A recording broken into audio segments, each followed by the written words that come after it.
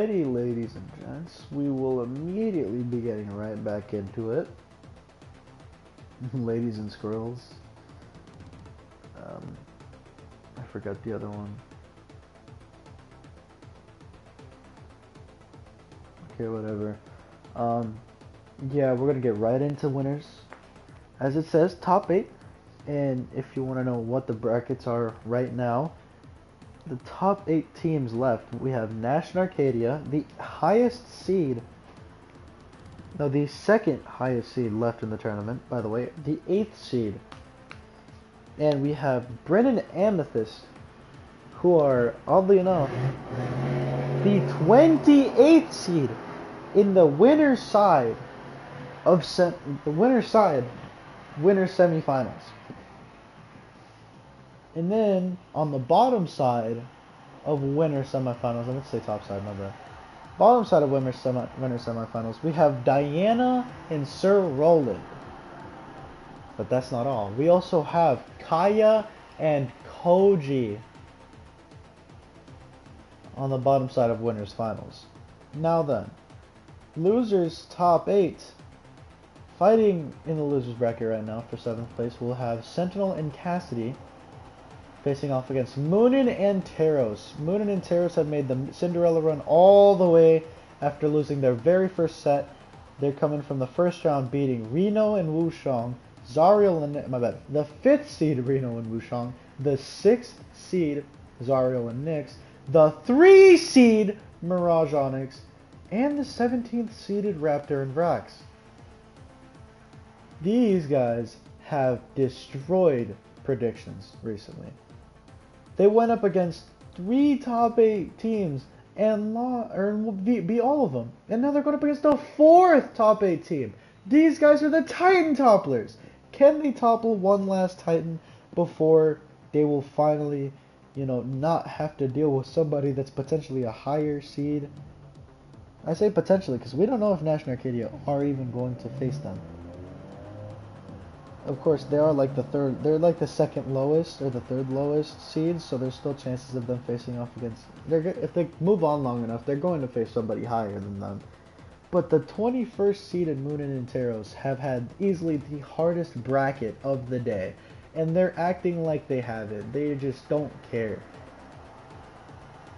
Sentinel and Cassidy having a pretty difficult bracket as well, not as difficult as Moonin and Taros. Ezio and Vector, let's see how Ezio and Vector are doing, because they're also coming in from the first round, if you don't know, of loser side. Yumiko and Core, Thea and Bodvar, that's a solid team. Magyar and Volkov, and Artemis and Mako. So they have a fairly difficult, run, but I think their biggest challenge was honestly who they lost to in the first round, which was Thatch and Barraza, and guess who they're facing in losers top 8? The rematch between the teams. We're going to see the 11th seed face off against the 22nd seed in losers. Of course, all 4 of these sets are going to be height because we have the Titan topplers facing the highest seed again, the Titans. We have Ezio and Vector getting a rematch against Thatch and Barraza. We have National Arcadia facing off against Brennan Amethyst right now, and we have Diana and Roland versus Kaya and Koji. An incredible surplus of teams here. The question is, who will win? Because these are non-stop sets. And immediately we're going to see a small enigma as the first map. This is the defending champion in 1v1s, finally trying to prove himself, and so far he's proven himself very good because no matter what, he's got a top 5 placement. So he can say for himself that he is good.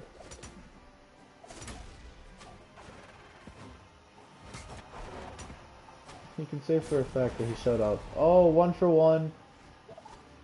Yeah, just a 1 for 1. Brennan Nash trying to fight it out on the top left side. I really don't think that Bryn's done anything in ones. I think she has appeared, just hasn't shown up to do anything. I know for a fact that we have at least a champion, a top 8 in, Arcadia and Nash team. Amethyst hasn't proved anything in the 1 space. In the 2 space, she actually did better here than she did in, with Plague Knight, so she can rub that in his face. because the lowest she'll get is 5th. The highest he got was 12th, or 9th technically. So she can definitely rub that in his face. Of course, she can even get top 3 if she wins this set. But yeah, the Bryn definitely worked out more than the Cross did, because they split up due to you know, oddly enough, not Caspian. Last time they were a team. Oh, good team combo there.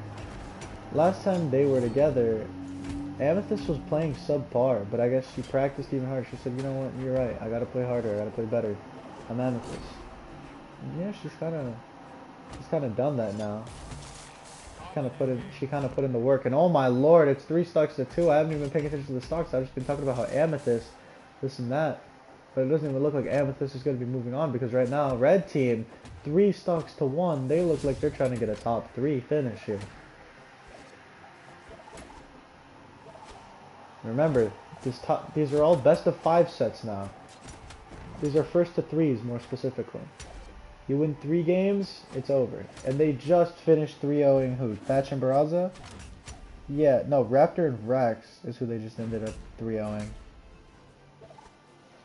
Whereas Bryn and Amethyst just got in a very close victory versus Bryn and Amethyst. But that will be game 1 going to National Arcadia. They're looking to continue this run as we see 1150 damage coming in from the red team and 700 damage. A lot of, yeah, that's like 400 damage in difference. That's like a whole character damage in difference. That's how well National Arcadia are playing so far. And that's why they're the 8th seed. That's exactly why I put them as a top 8 seed. Because you're talking about the champion with somebody who could have arguably been the best player in top 8. But oddly enough, they just ran into Sentinel and Cassidy, I think. Either Sentinel and Cassidy or team off the loser set, but they faced off against somebody, and that team just ended up being better. I think it was Sentinel and Cassidy, who just got 4th and was tearing up the entire losers bracket.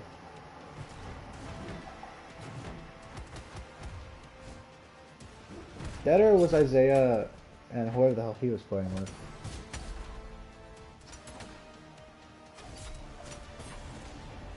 Oh, and Arcadia goes too. Oh, what is she doing down there? And just like that, blue team with a slight lead here in game 2.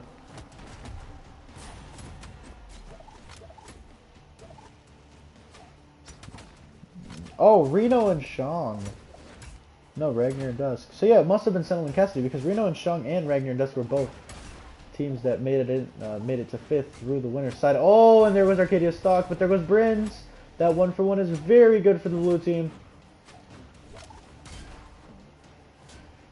Oh, that clash did not serve, as Amethyst is going to continue this.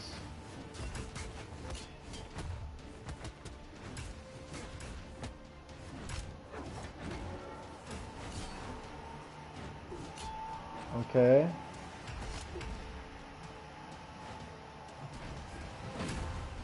Oh, whoa, and Arcadia's out of there. This is a complete turnaround. Nash can still win this as long as he gets it. He gets the cider. Doesn't kill. No down air. Can't get the down air to go. Cider. Oh, and he's disarmed. This is practically unwinnable. And it will be as he gets taken out, and it's 1-1. Bryn Amethyst has the momentum despite the red team doing way more damage. Like 200 more damage. So yeah, it had to be Sentinel and Cassidy, because Ragnar, Dusk, and Reno Shang came in from winner's side. They lost in the winner's semis, both of them, and then didn't win again.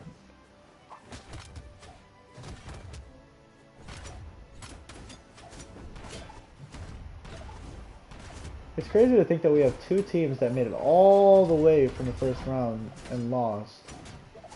Like, they made it all the way from the first round of the losers bracket and continued to push through in top 8 right now.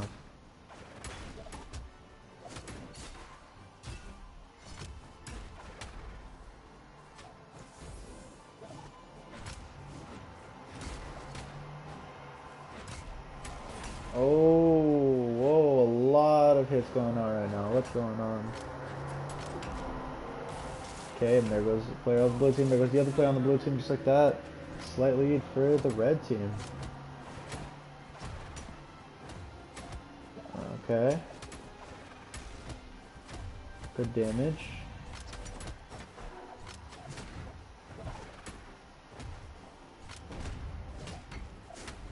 Okay.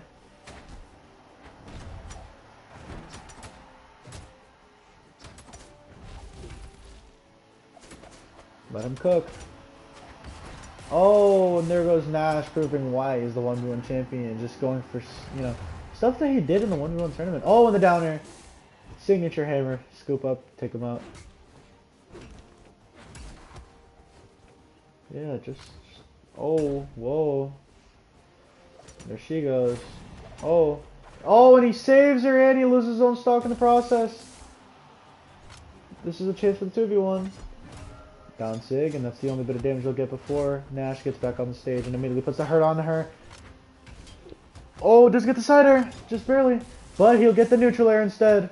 And it's all up to Amethyst in the 1v2 against a healthy 2 stocks. Oh, and that'll be it as Nash and Arcadia go up 2-1. 500 damage per game for both Nash and Arcadia, oddly enough. Was Amethyst and Bryn 400 damage per game. Not exactly 400, Amethyst probably is about like 470-ish. But like, actually no, she had 450, so it's not 460-ish, but still 400 per, whereas yeah, Bryn might have around 440-ish. Obviously, you know, Nash and Arcadia everything had 540 per. Maybe more, maybe less. Probably less. But we're going to get into game 4, and this is either going to be the end of the winner's run for Bryn and Amethyst, or we're going to game 5. There's, you know, it's really hard to predict it though. It looks like so far we might be going to game 5. Because, ooh, and the recovery took him off the top just like that, 6 stocks to 4. Of course, this is the game where momentum shift, or this is the map where momentum shifts happen. That's probably why blue team is doing so great. It's a great way to, you know, shift the momentum in your favor and not have any unpredictabilities going on. As we see it, Bryn with the pop off. The reason why it's such a momentum shift is because usually you're playing on a map with platforms before it. So, you know, no platforms is going to definitely take a little bit of time to adjust. Immediately! 3 stocks to 4. The question is, can we get something going onto one of these players to get them hurt enough to make it 3 stocks to 3? Potentially even 2 stocks to 3. Oh, Amethyst might have overcommitted, but so did Arcadia. It's down to Nash. 3 stocks to 2. Oh, that might be it. Even if he does touch. Yeah, that will be it. And he's going to his final stock in game 4. But yeah, just the unpredictability, or like just knowing that, you know, momentum kind of shifts on this map is such a big change. Because like usually you're playing on a map with at least 1 or 2 platforms, you know. So going to this map, it's a complete change that clearly your team was prepared for. Maybe the other team wasn't. Oh! And he's gone, and just like that, it's 2-2. We're going to game 5 for Nash and Arcadia. I think Diana and Rowan, hold on. Diana and Rowan, I think, just haven't dropped the game. Yeah, they haven't dropped a single game. They're the team that hasn't dropped the game. That's scary. That's real scary.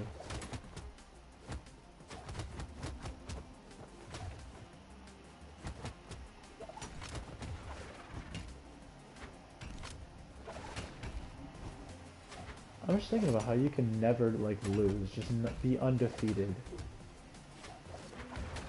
Essentially. Because to never lose a game means that you won every single game. Which means you won 7 games. In a row, too. Oh, and red team getting a good lead to start game 5. 30 seconds in, both team members are gone. Oh, how about 40 seconds? Now 45, and Nash is out. Can they clean up Arcadia, or will she be able to get a little bit more extra damage onto? She will get just a little hit, but nothing too special. Of course, now going to see what they could possibly do here. Brandon Amethyst, a team that hasn't done anything in ones, but in twos, they're already doing great. I mean, on the other hand, a team that's proved themselves on both sides, as Arcadia has in 8th place, and Nash is the best player in the, best individual in the game right now, beating out pretty much every foe he's faced. Winners and losers side, only lost 1 set in his entire. He's only lost 3 sets in his entire Bothalla career. So far, in his entire Bothalla career, my bad. He had a whole tournament where he just didn't lose a set. Yes, he lost games, but he didn't lose sets. Oh, and it's going to be 2 stocks to 2. They're coming in at practically the same time. No opportunities for a 2v1, but it doesn't even need it because both of these weapons can just do that by themselves, do all the damage they need. Arcadia already heavily damaged due to that low defense. Hearing that truck just like disoriented me for a second. Oh, and Arcadia's gone. Blue team turned this around. Down air. Neutral air coming up from Nash. And the side stick, it doesn't kill. Nash having to play a perfect game here. Gets a spear sider. Oh, I don't know why, but he didn't press a button against her. Oh, sider. He's focusing Amethyst. D-Light. Ground pound. Takes her out. Sider. Sider again! Nash with the incredible 1v2 to keep them alive. They're going to top 3. The 8th seed is going to top 3. What a comeback from Nash to just get that, despite Arcadia going down so handedly. She pretty much didn't play that last stock.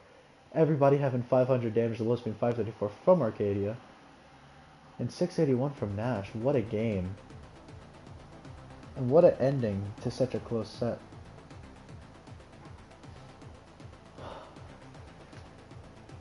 Oh, that was nice. That was real nice. Hats off to those guys, because those guys definitely deserved it. Especially Nash, who number 1v1er, I guess. I mean, at first it was all Britain, but then Nash kind of woke up and said, "Oh shit, wait, no, hold on." And yeah, he cooked, seasoned, and delivered for his team, proving Arcadia right that she should have taken him, because that 1v2 was an incredible 1v2. And due to that 1v2, they now have a chance at the gold medal with a much easier. They have a chance at just winning the gold medal with just 2 sets left. The rest of the bracket might not even get 2 sets. At least one team will get 2 sets, at the very minimum. Ah, my foot hurts. But now we got Kaya and Koji going up against Diana and Roland.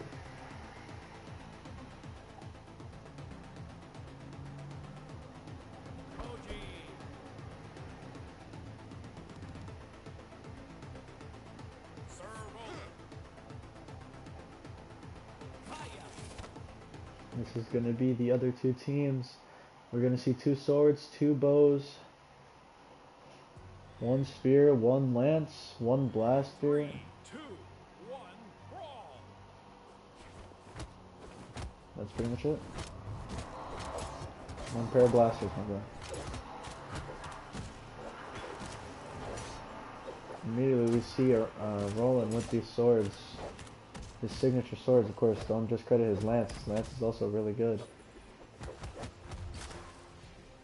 And Diana taking a good lead for her team as she is the least damaged. Oh, and that ground pound will take Kaya out indefinitely, but Roland goes down first.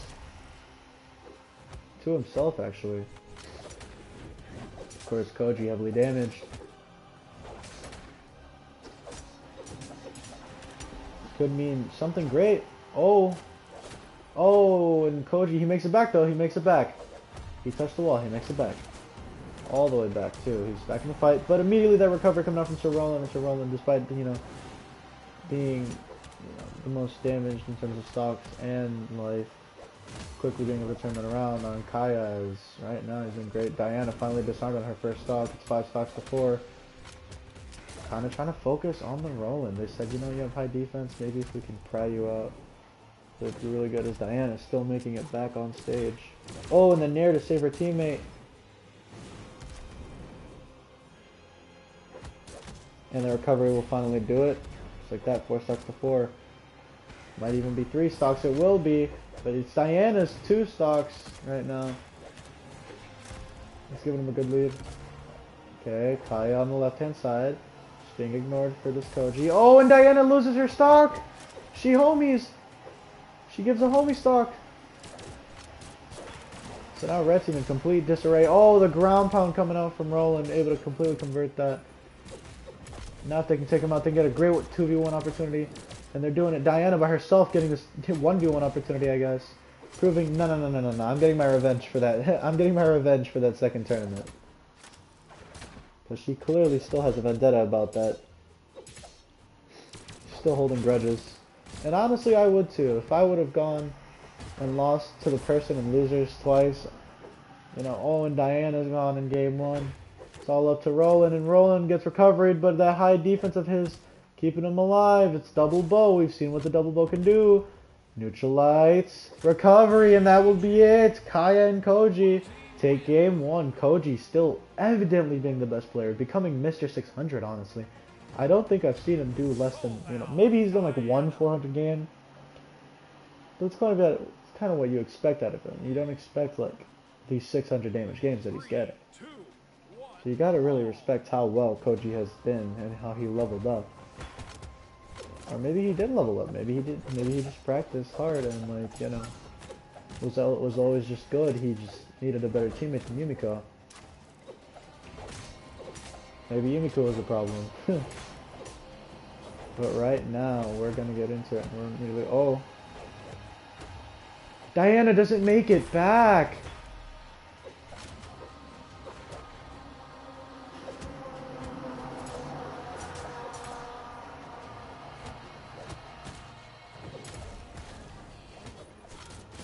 I have no idea what's going on, but Koji's gone now, and it's kind of just up to Kaya to give her team a lead.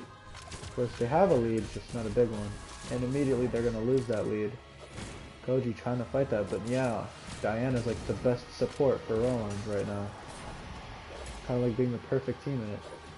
Oh, good dodge. Oh, and the neutral level catcher falling.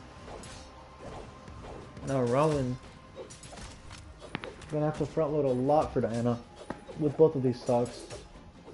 Whereas on the other hand, the blue team both have 2 stocks to play with, so they don't really need anybody to front load.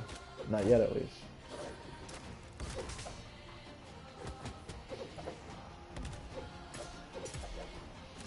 Of course, Roland doing a great job at front loading for his team, taking pretty much every hit possible. That will give them the lead. 3 stocks to 2. I'm telling you, mid stock. This is like, movement doesn't exist here. Movement shifts aren't a real thing. This map just means that no matter what, it's just who's better. Like, who's individually better will win the fight, because that's kind of what's going on right now. It looks like Diana has definitely woken up after getting 3rd and then not getting anywhere in 2s. And she's looking to get that top 3 finish in 2s, but of course she's got to go through Kaya. Somebody who's already proved herself in the 2 space. At least somewhat, having a 9th place placement. Oh! And Diana's out of there too. Kaya and Koji are going up 2-0. Diana and Roland are going to have to figure something out. They're going to have to figure it out fast, because if they don't, it might just be over for them.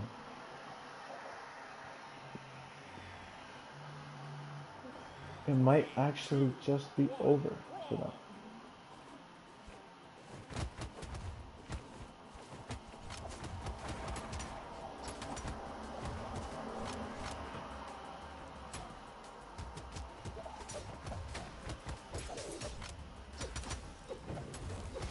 Okay.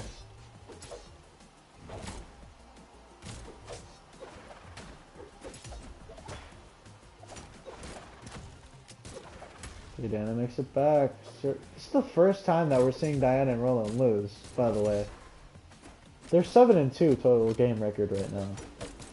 But that's not the funniest part to me. The funniest part to me is, wow, what a way. The funniest part to me is how they might actually get 3-0'd in the first set, that the first games that they lose. It's like you won all of you went undefeated up until now, and you might actually just straight up lose now. Of course, we're gonna put some pressure on Akaya. Koji immediately goes over there to alleviate the pressure. Can't really do much, ends up taking a couple hits himself.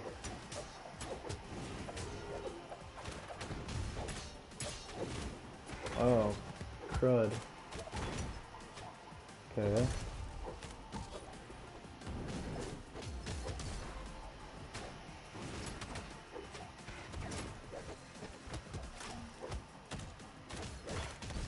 Whoa.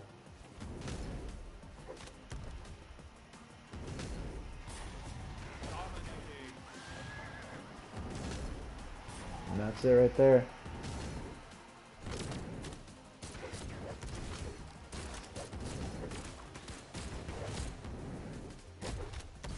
Oh, neutral air.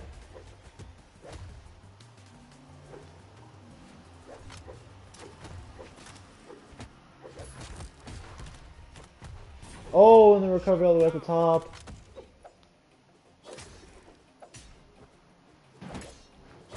Koji taking the lead. Oh, and he's gone. Well, not taking the lead, but tying it up. Right now, it looks like red team will finally get a point on the board. They will. That will be it. Just like that, Diana and Rowan finally scoring a point for the squad, for the red team. Took a lot of damage. Of course, Kai is still putting out a great amount of damage. Koji finally having a below 400 game. 300 damage. At least so far that I've seen. To my memory. Because I've been here the whole time, so. To my memory, this is first 300, like, below 400 damage game. Actually, no, I think he had like an 88 damage game at one point, so. I might just be lying. I know somebody in here had like 88 damage. Which I think is the worst in Bothalla tournament history. Oh, Koji, make it back! Side sig whips.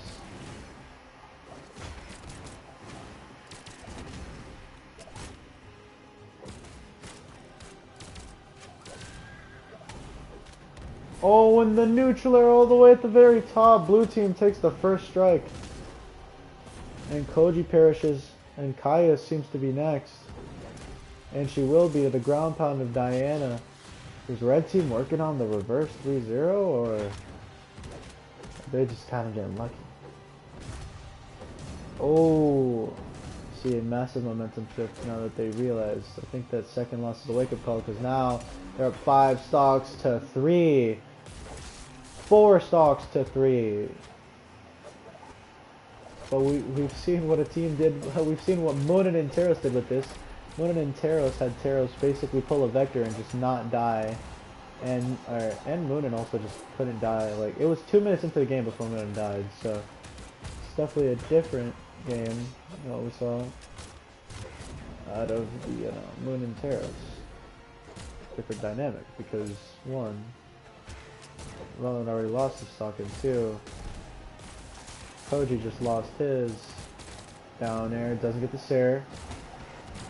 Tried to set something up for his teammate, but he wasn't there. Ground pound!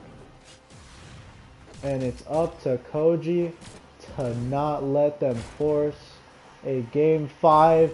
He cheeses that stock. He can take her out in the neutral light. He can pull a Nash here. Oh. Oh, the down air. The down air whiffs this time. She dodges it. Neutral air still doesn't kill. And he can't make it back. We're going to game 5. Whether or not you like it, whether you want it, doesn't matter. Diana, 629 damage to take the game to 5. Or the set to 5. Right now, Diana looking like the MVP. And yes, she has been the better one for most of these sets. Not the better one. On the other hand, you cannot discredit what Roland is doing. He definitely has a case for the MVP as well. Another person that has a case for the MVP, Nash. Had that incredible 1v2 to win the set. And before that, he was just playing great Brawlhalla all around, averaging we're definitely not gonna have another finals. We're definitely not gonna have another finals MVP. grand finals really? No, we're not even grand finals. We're never gonna have another MVP like Queen Nai. Getting 560 damage and 3.3 kills a game is ludicrous. Like, you gotta understand, she was getting 3 to 4 kills every single game, and on top of that, she was getting 560 damage-ish per game. That's not an easy feat.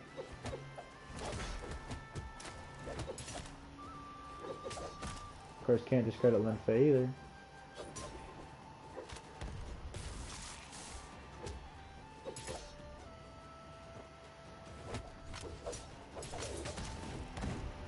Of course, everybody that comes from winners, has been non-stop winning, but it's just crazy to me how there's 2 teams that lost in the first round of winners and then made it all the way to top 8.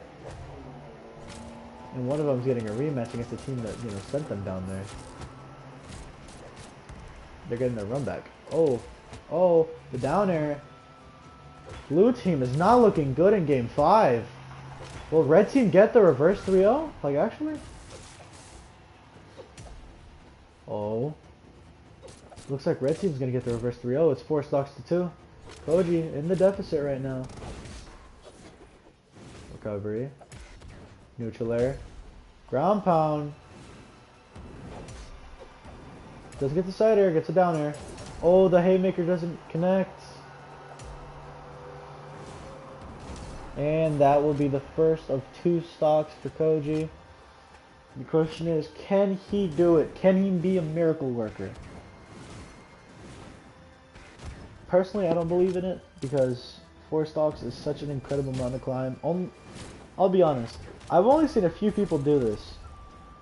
Like at all, like tournament, casual games, whatever. And me personally, I've only done it twice in my life. I've only, from people that I've seen do it, my friend did it once, I did it twice against the same team. We rematched and I destroyed them again because my team was stupid and was terrible. And just like that, it's over. Diane and Roland complete the reverse 3-0 over Kaya and Koji, and we'll be moving on to winners finals against Nash and Arcadia. Of course, 3 stocks, 554, 473. Koji kind of carrying Kaya. Pretty interesting, because you just wouldn't expect that from somebody who's playing so well throughout the entire set. But now we got Cassidy and Sentinel, and the double whammy is going to be going up against a team that has just been taking the world by storm, the Bothalla world, because I was not expecting this team to get as far as they did, but I'm so hyped for it because these are 2 legends that just amazing. I mean, Moonin just got grand finals at the last 1v1 tournament. Through winner's side, obviously she got upset, made an incredible comeback in the final moments, but just couldn't get it. Couldn't, figure Nash out, and still ended up losing it. On the other hand, Teros, he got 8th place.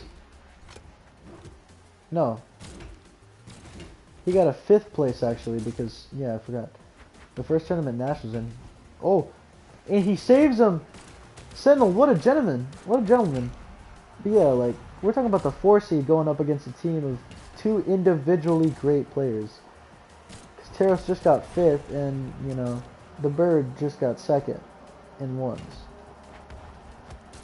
Yes, I'll do a 1v1 tournament, probably next week, or maybe this week, in the coming days, I don't know.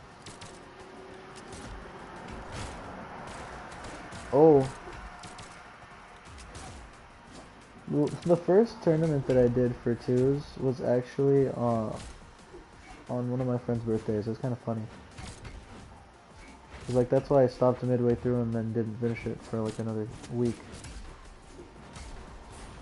That was the 3rd tournament, I think, actually. Which means it's been a few months.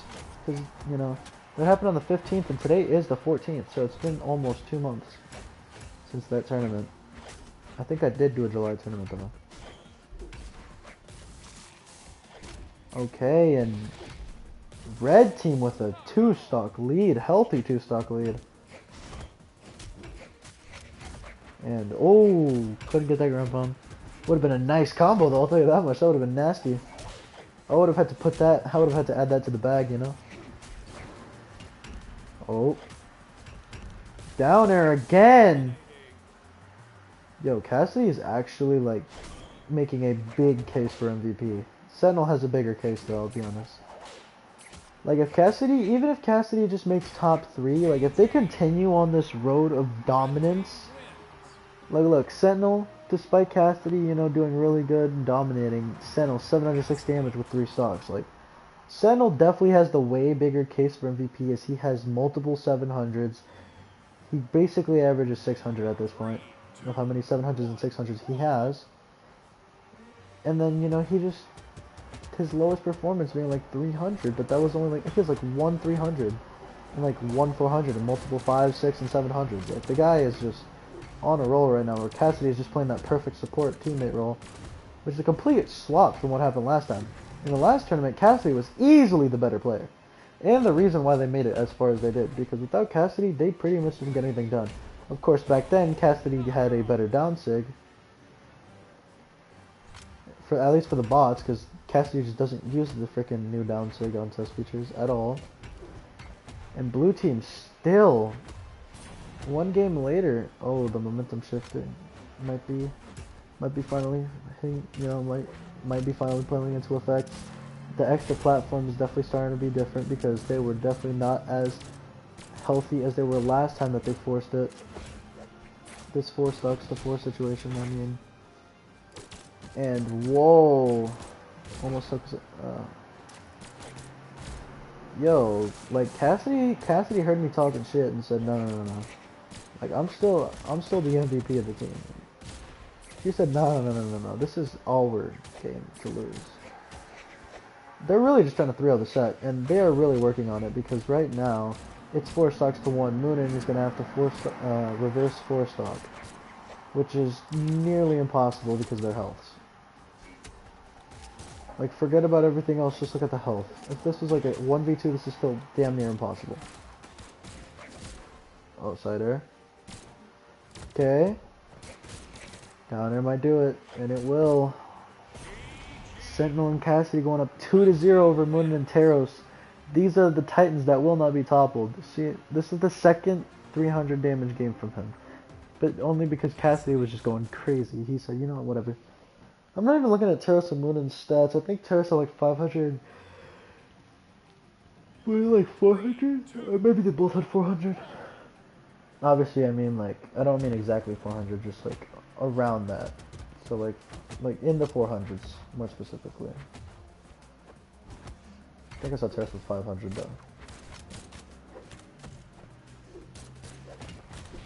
Yeah, they're gonna need something big because they're gonna have to make a reverse 3-0 in order to topple these Titans, which is a very tall order.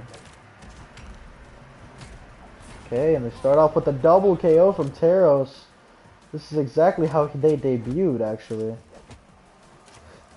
That's exactly how they debuted. Miami Dome, he did a nair into a dare. Or he did some kind of double KO that really worked out to give their team a lead. Give their team an edge. The question is, can they figure it out? Because right now the double whammy isn't even on stage. It's hammer guitars and it's working really well for them. Moonin's already in orange. She's dead. No, it's Sentinel who's dead. Sentinel homied. That's not good. That just misunderstood. Oh shoot. Okay. Moonin heavily damaged. Taros getting there. Finally see a bouncer come out from Cassidy this set. Only took 3 games. I think she's trying something new to see if she can figure out a way to mid-game adjust. The ground pound, the down air. This is much more winnable now. It's 4 stocks to 2, of course, an unhealthy 4. But still something. The down air, it's 4 stocks to 1. A complete reversal from last game. And the game prior.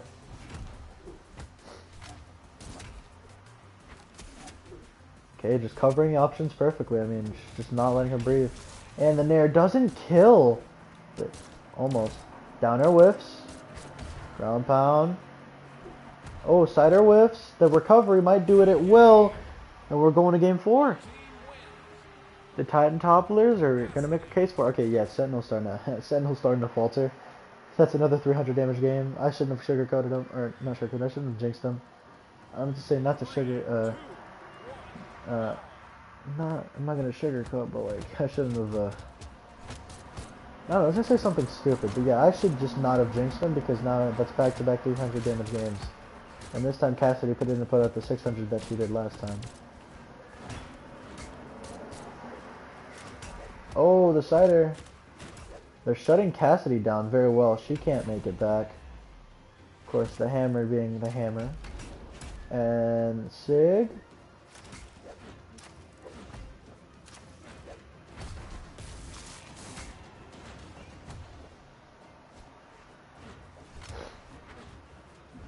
Teros trying to make it back. He does. He gets down Sig. Gets Cassidy. It's really just between him and Sentinel right now to figure out who will take the lead. Oh, Moon is trying to butt in, help out her teammates, support him. Oh, and the side Sig will do it. Blue team with the lead in game 4. 5 stocks to 4. Might be 3 in a second. The way that Moon is playing this scythe is insane. This is the 1v1 side of her coming out. Oh, and that side Sig will take him out. And the end Sig. They'll get a few extra seconds of 2v1 opportunities, but nothing too crazy.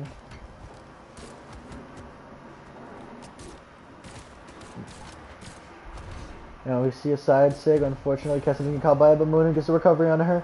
She's down to final stocks. Of course, Moonin now finally has an opponent on final stocks as well. The unfortunate part, Moonin is red.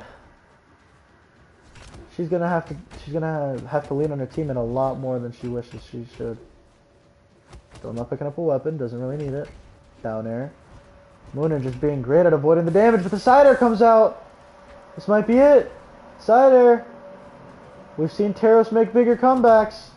Oh, but that side air might be it. Nope, he makes it back. Nope, the recovery won't allow him to. And the side air for extra salt. We've seen Teros make this exact comeback before, though. Oh, recovery coming out. Down there. Doesn't pick up the weapon. Thinks that he just doesn't need it, apparently. He's fucking God. It's double hammer. Come on, pick up a God-blessed weapon. And he's dead. No, he makes it back! They didn't even bother edgeguarding him there. And the ground pound will secure that Sentinel and Cassidy will be going to top 5 at the very worst. Still, gotta give Moonin and Teros their flowers, having easily the hardest bracket run in the entire tournament. Like, bro, Reno and Wushang, Zariel and Nyx, Moronix, Raptor and Vrax, who were tearing up the top side for a while, and they almost lost to them. If it wasn't for Teros' comeback in game 2, they would have lost. And then again, 3-1, Sentinel and Cassidy. They had to face 4 top 8 players. That's insanity, because they beat 3 of those 4.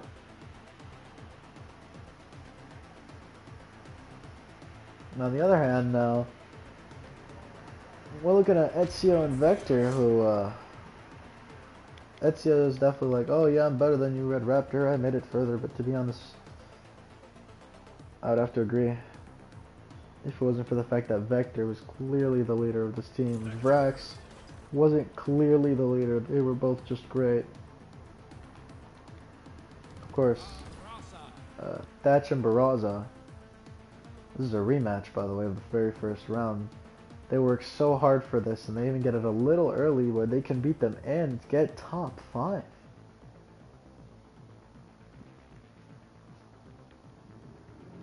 I'm gonna bring short circuit for a second.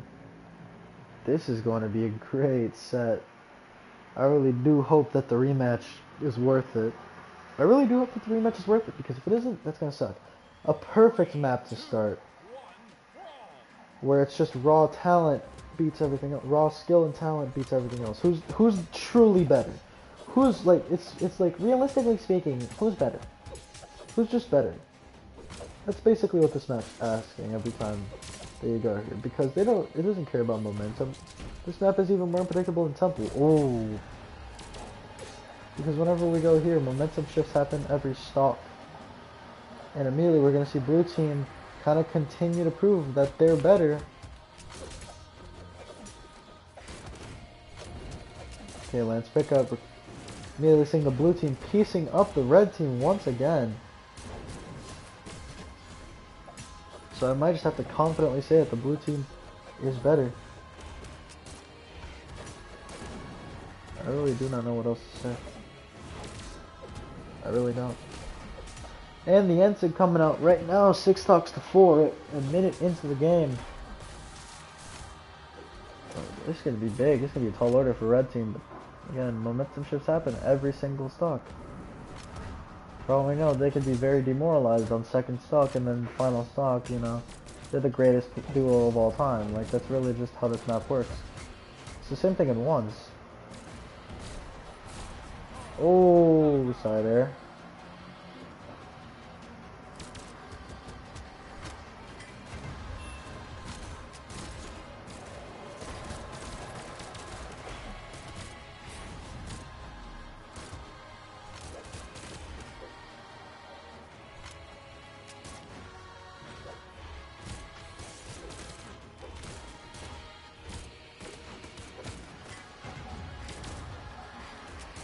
Oh, and he's out of there. I was just like trying to see what could I commentate on. Honestly, it was just Thatch being Thatch. Like really just Thatch was being Thatch. I didn't even notice what was going on with Vector, but he makes it back. Oh, down air. He touches. And the ground pound will do it. Thatch and Barraza win yet another match. Thatch clearly being the better player. Almost 700 damage again. 309, 372. Ezio and Vector gotta figure it out right now. Because I think that if they lose this next game, it's over in 3. I think that if they lose game 2, it's gonna be over in 3. I do. But if they win game 2, then I don't know who I think will win. Yeah, these guys just haven't been able to download them at all. Pretty sure they got 2-0'd, so. Yeah, it's gonna be a tall order.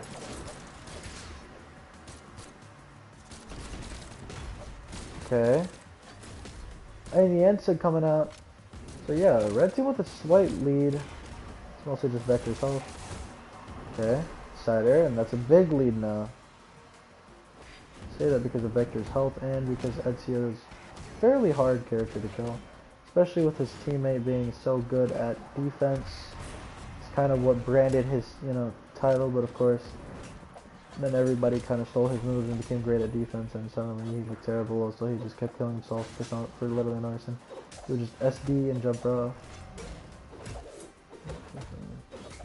He literally just self-destructed pretty much every time.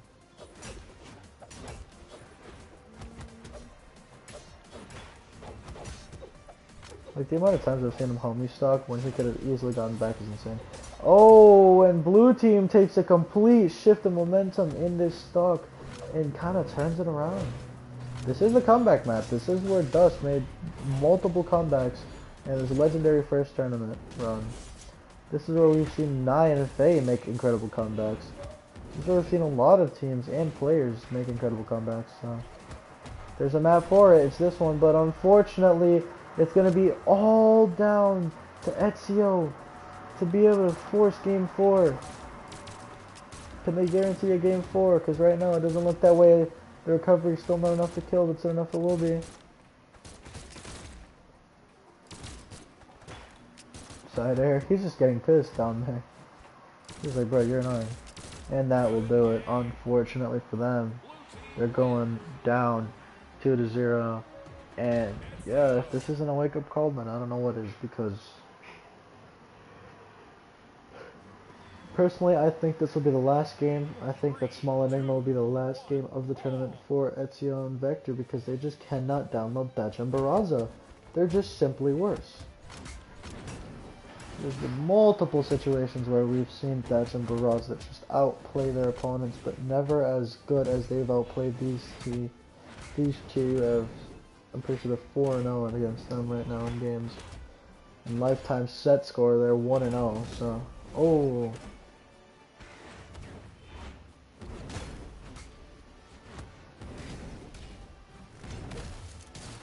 Neutral sig. Side air. Down air. Double dare. Doesn't kill. Side sig lifts. We saw this in the last game where they had a good lead. The question is, can they extend it? Because right now it doesn't seem to be that doesn't seem to be the case. Side air. Side sig lifts. Oh, and he gets side sigged and blue team turns it around immediately. They have the lead. I've never seen a team download another team I've never even seen a player download another player so well. Oh, that would be Thatch homie stalking kind of. But yeah, like not even Nash in game 5 of Grand Finals in the last tournament was like as good.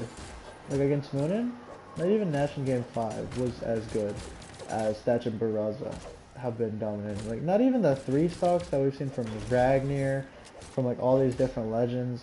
Oh, any homie stocks. Like not even those games compared to how well Thatch and Barraza just know the matchup. So like that's insane. And I'm saying that while they're at a deficit too, because I genuinely think that it's over. I think that, you know, as soon as Ezio gets off the board, they'll win this.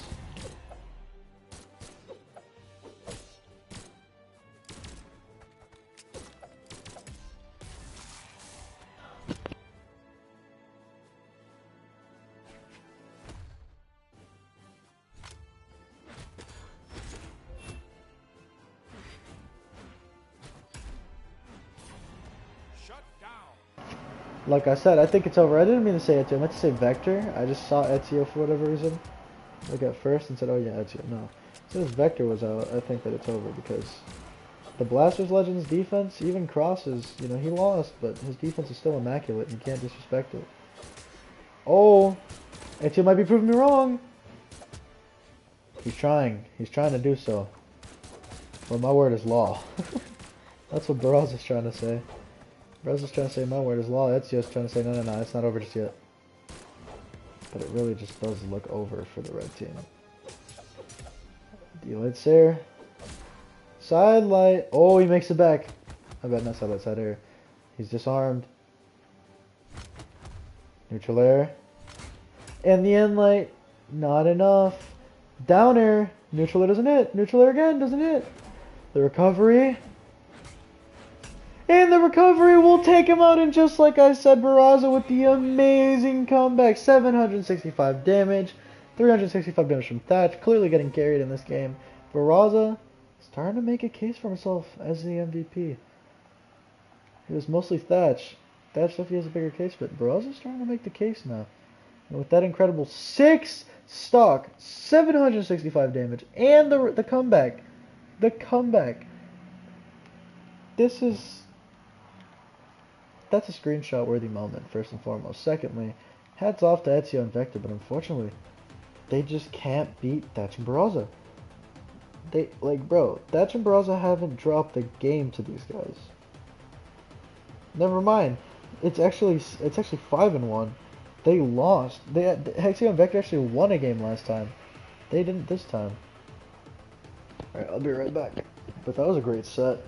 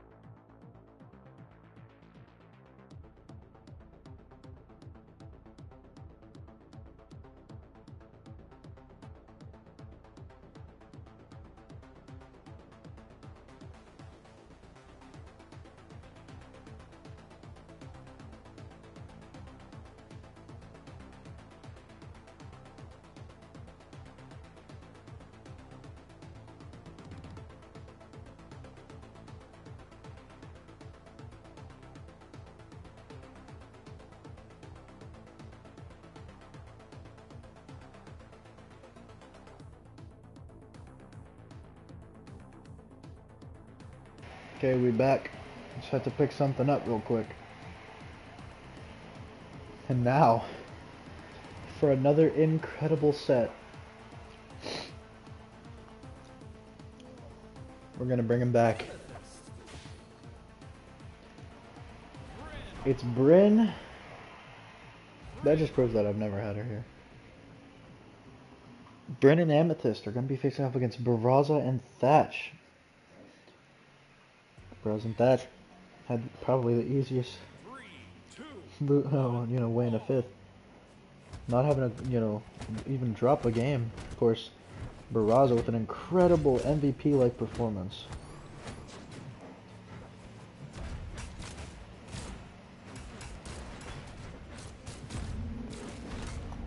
Oh.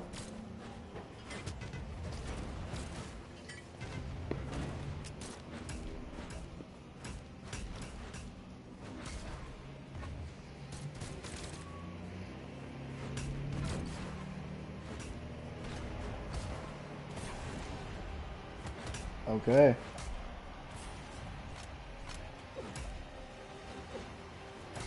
Good moves. Oh!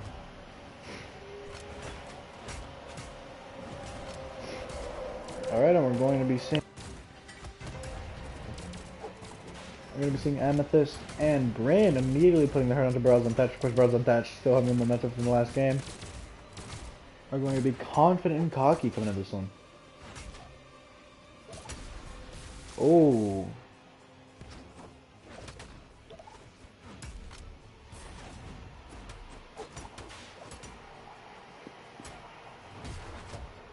After choking a 2v1, I don't think Ben and Amethyst are too happy. I don't think they're, as energetic as they would be. Of course, this is still nothing. There's literally like nothing you can do about it because Barraza and Thatch are just an unstoppable force of nature. Think about it. The only team to have beat them is in losers bracket.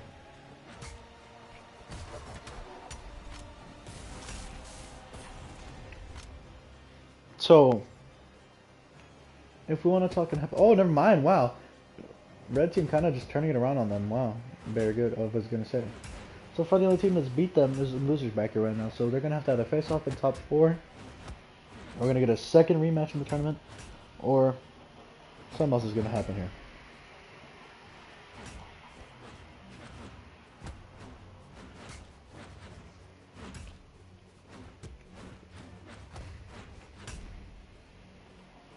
Unfortunately, we're not going to get any Cinderella runs. Because both Ezio and Vector and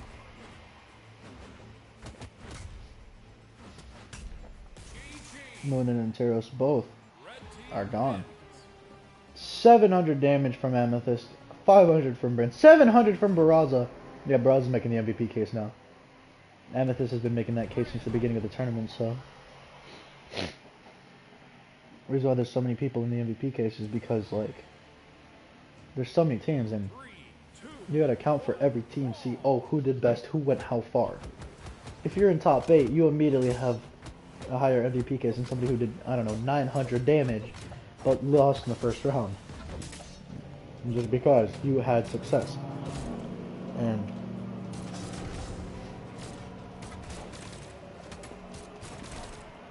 success, like, akin to a lot. Of course, the recovery.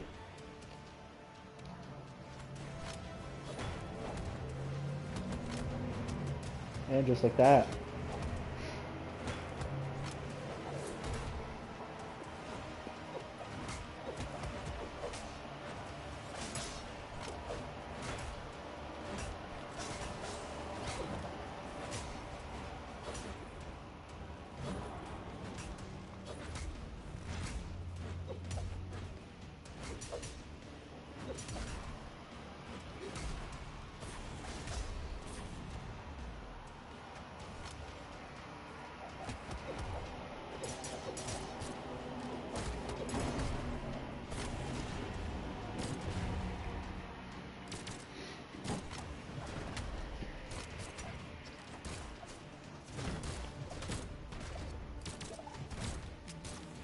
Okay. I don't really know what to say. One, because I'm eating it. Two, because, well, all of a sudden Amethyst is down in her final stock in a 1v2 against Thatch and Baraz. It's kind of just an opposite of what happened last time. So, and that'll be it. 1-1. We're going to game 4 confirmed. But yeah, this is this so far just being a good set. I just kind of want to watch this one in silence, you know, not ruin the experience of just watching. But of course, here, I'll commentate this game.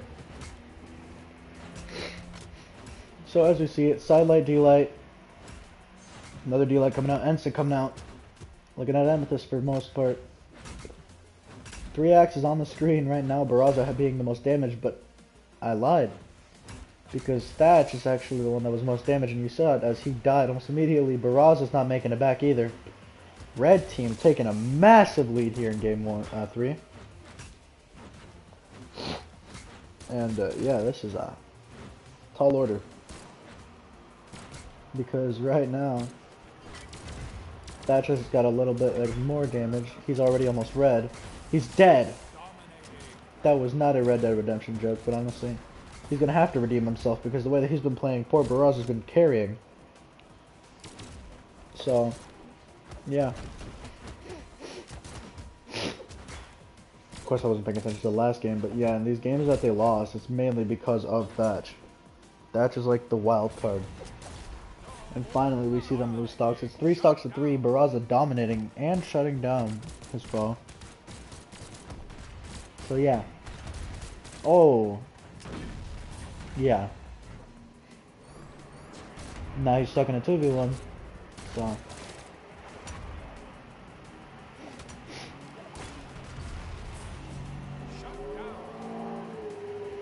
And just like that, we're immediately seeing an immaculate lead. Red team kind of just, I don't know, I guess I can't really say much. They're kind of just playing their game. Like, they're really just playing their game to a T, and that will give them the 2-1 lead. Of course, Amethyst being the big, heavy damage dealer.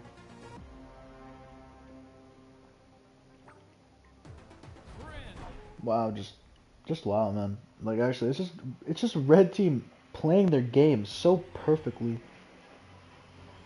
Like, they're playing their brand of Bothalla, and because of it, you know, like, there's really nothing else I can say.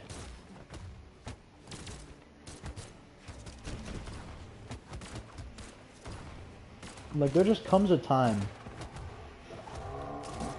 like, when a person just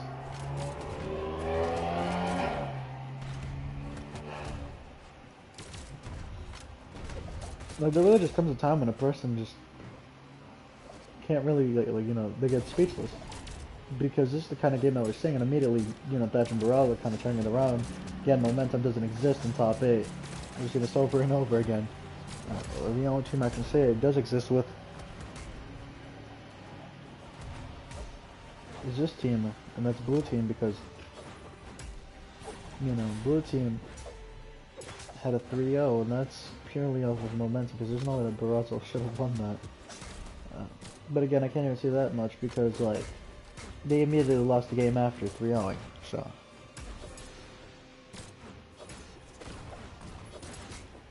And before that, you know, I just can't really say momentum exists in top 8 at all, because, like, most of the legends just were making comebacks, making leads.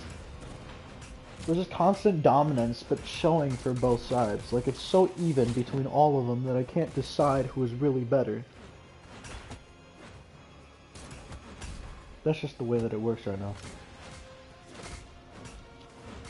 Oh. Oh.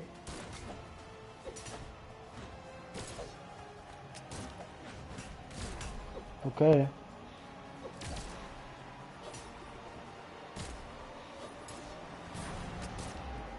Oh. Oh no. Barraza sent far left, and now they're gonna work their team combo onto Barraza, or not Barraza. Thatcher sent far left, and now they're gonna work their team combo onto Barraza to take him out. Junior, he's out. The higher chances of them winning game 4. 2 stocks to 1. Thatcher's gonna have to play perfectly.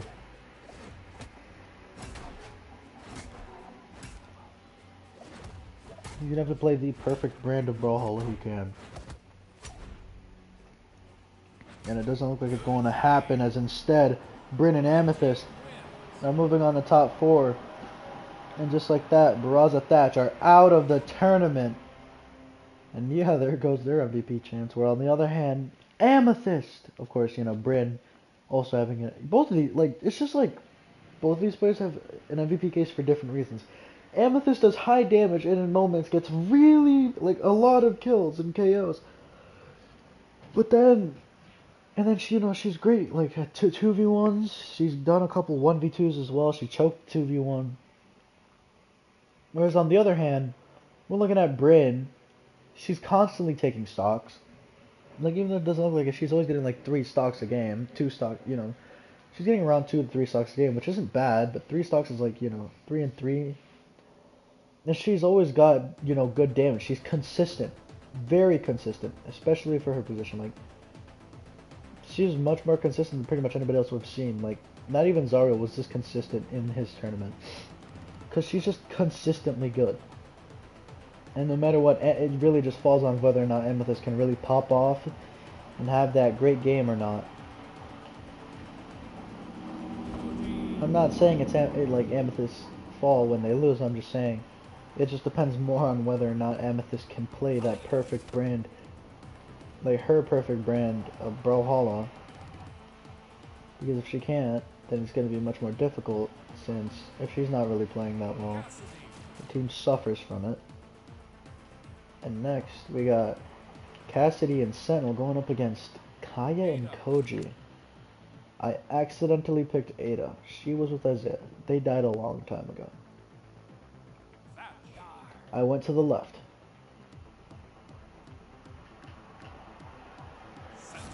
Really quickly, I want to check something.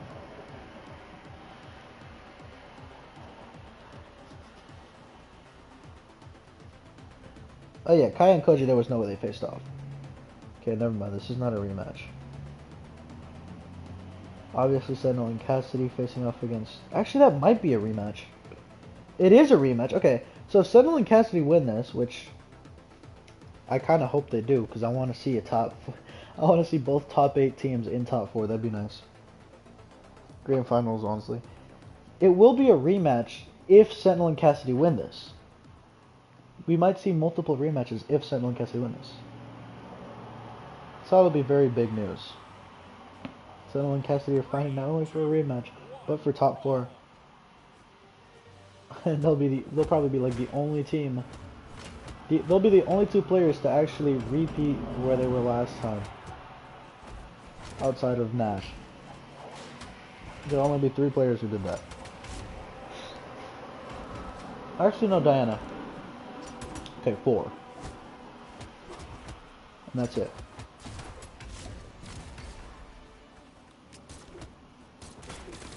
For now, at least.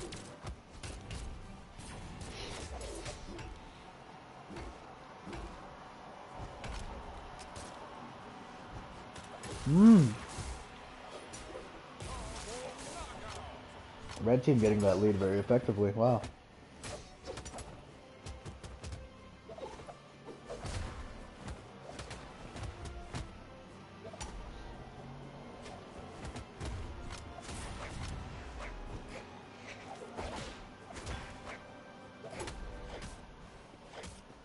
Again, just like last set, I don't really know what to say. These guys are just like playing their brand of Brawlhalla. Like Kai and Koji are just playing this stage control-y game.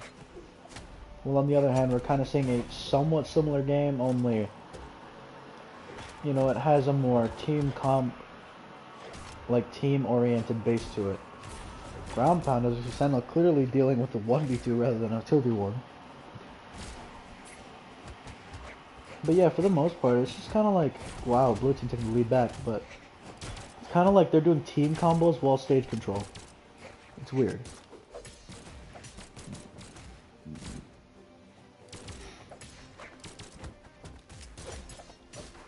But for them it works, so you know. They're top 5 and I'm hosting the tournament, so tell you what.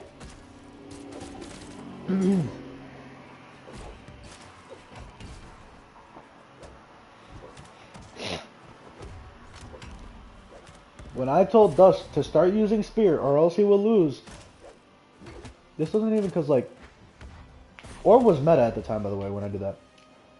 Like, November of 2021 was Orb meta, fun fact. Or 2022. And the victory goes to Sentinel and Cassidy. What a clutch. I didn't get to look at the stats. I'm an idiot. Okay.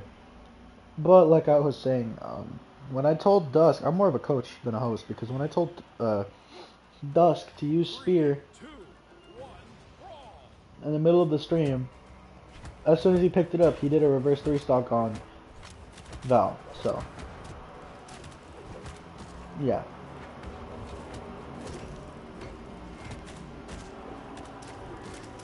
Like, the Spear was so much better than the Orb for him for whatever reason. It was funny. And Orb was meta.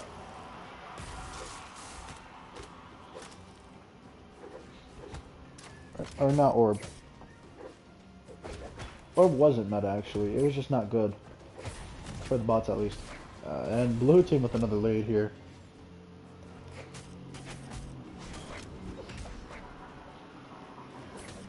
Oh. Oh.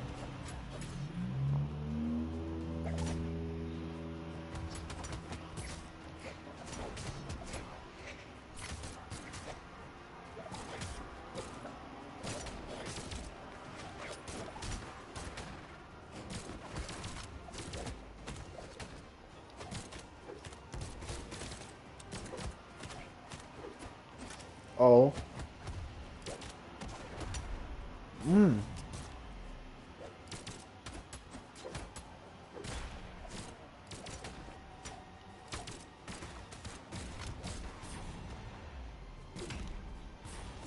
Koji. I like called it. Then immediately Cassidy did what I was gonna say. I was gonna say like Cider, and then Cassidy did it on Koji. But so far, blue team with a slight deficit now that, you know, Sentinel has the damage. But anything can happen here. Of course, Koji kind of starting to get closer to the damage. Kaya also closing in on that. Oh. Oh, neutral air. Oh, and the ground pound. Kaya's out. This might be a 2-0 lead. Oh, Cassidy's playing with her stock over there on the bottom side. Or left side. And that will be another game going to the blue team. Sentinel, once again, proving me right.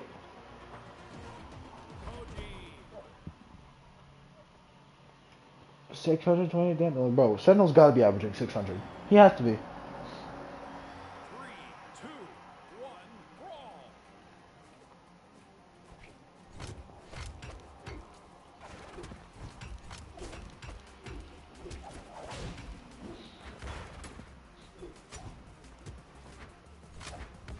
Oh.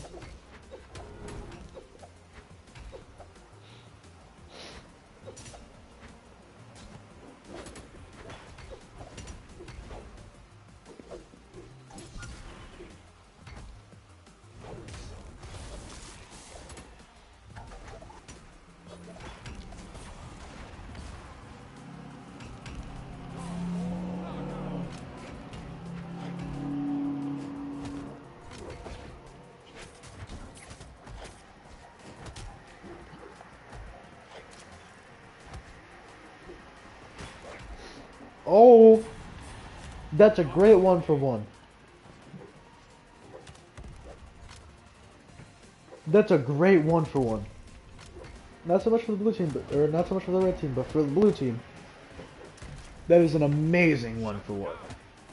And a shutdown. But yeah, that was an amazing 1-for-1 for her because that was just amazing for the blue team because Cassidy being able to take that stock was just great for them. Because now, yeah, sure, Sentinel might go down soon. But if, you know, Cassidy can still lead all these hits for him, that's going to be great. And of course, they're bound with home final stocks now, so this is even more dangerous. Oh, he has to play defensively. He doesn't care about it. He gets unlighted all the way to the top, and the neutraler will do it. Cassidy gonna have to figure out a way to get this to a 3-0 because she doesn't. They're going 4. Kai and Koji definitely with a lead. But what can they make of this lead? Okay. Unlight. D-light. Stomp. Whips. The ground pound.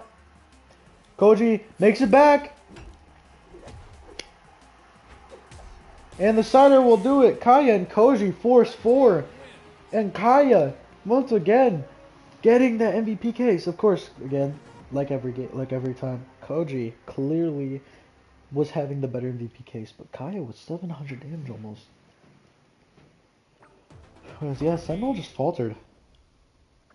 But yeah, the dudes who did less damage for both of their team, oddly enough, have the better case for MVP. 3, 2, 1, brawl.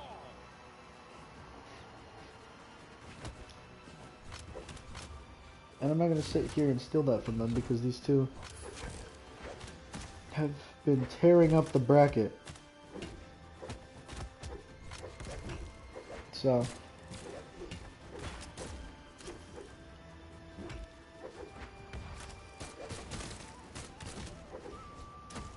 oh, down here.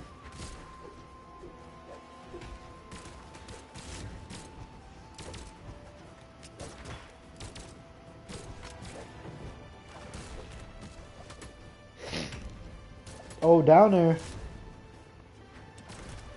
Down there. Okay, neutral air. Double dare. Getting from her. Ensig! Side air! Blue team with another lead. Blue team just seems to always take the lead. Okay, red team trying to tie it back up almost immediately. They do! Never mind. Sentinel's high defense coming into play. Very good. This might just set up for another 1v2 opportunity. As they just completely ignore them. Cassidy taking a lot of damage now. Cassidy might honestly go down in her final stock before Sentinel loses his by the way that this game is going so far. The recovery. Oh. And the recovery doesn't cheese the stock. Oh, that one could have done it. Oh! The recovery clashed with the ground pound. What a read.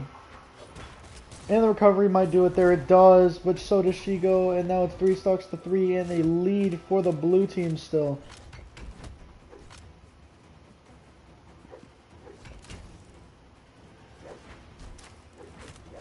Okay, a lot of whiff attacks. No whiff punishes yet. Down air from Kaya. They're so obviously trying to take out the person with the lower stocks. Kaya and Sentinel doing basically the same game plan. Oh, the Sair into the down air. That's a great way to do it. Side air might take him out right there. No, it doesn't. That Ensig doesn't kill Kaya yet. And the down air will do it though. Oh, the recovery didn't hit the Sair. The recovery again. Down air gets the delayed Raffia. It's all up to Kaya now. She's going to have to 1v2 through 3 different stocks of the double whammy. So far, playing it okay. Playing it pretty good. Oh. Sentinel might go down here. She focuses. Yeah, Sentinel might actually be out here. No, it's Cassidy who's out. Sentinel going down again. He still does. He doesn't make it this time. Didn't have the recovery because he used it to attack Kaya. Kaya switches over to the bow, and she's got damage, but she's also the... even though she did just fraud in the second round, she does have a silver medal to her name in ones. So this could very much still be a Game 5 situation. But so far, it's looking like Kaya didn't pray today because it's 3-1 in victory, in chance. We're getting a rematch. Sentinel and Cassidy get to face up. 420 damage, by the way. Sentinel and Cassidy get to face off against their fated rival, Bryn and Amethyst, once again. But unfortunately for them, we're gonna have to wait. Because before that, we have winners finals coming up. Right now. If I can just find the right characters, because that's not even a player on the team. Right now we have something that I would have never expected personally. Diana and Roland, a team that just completed the reverse 3-0 over Kaya and Koji, who are no longer in the tournament. And they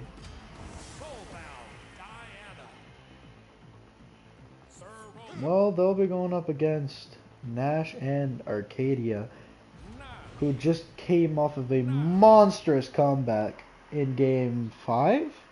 We had 2 Game 5s in winners or semis. Wow. It's nice. It's really nice. Getting into it. Maybe we can have a Game 5 in winners finals. That'd be pretty hot too. Not just semis. Of course, the team that I want to win is Nash and Arcadia. One, because Nash is him. And we just saw it there. We're seeing it again. Nash with the double KO at the very top, cheesing their stocks early.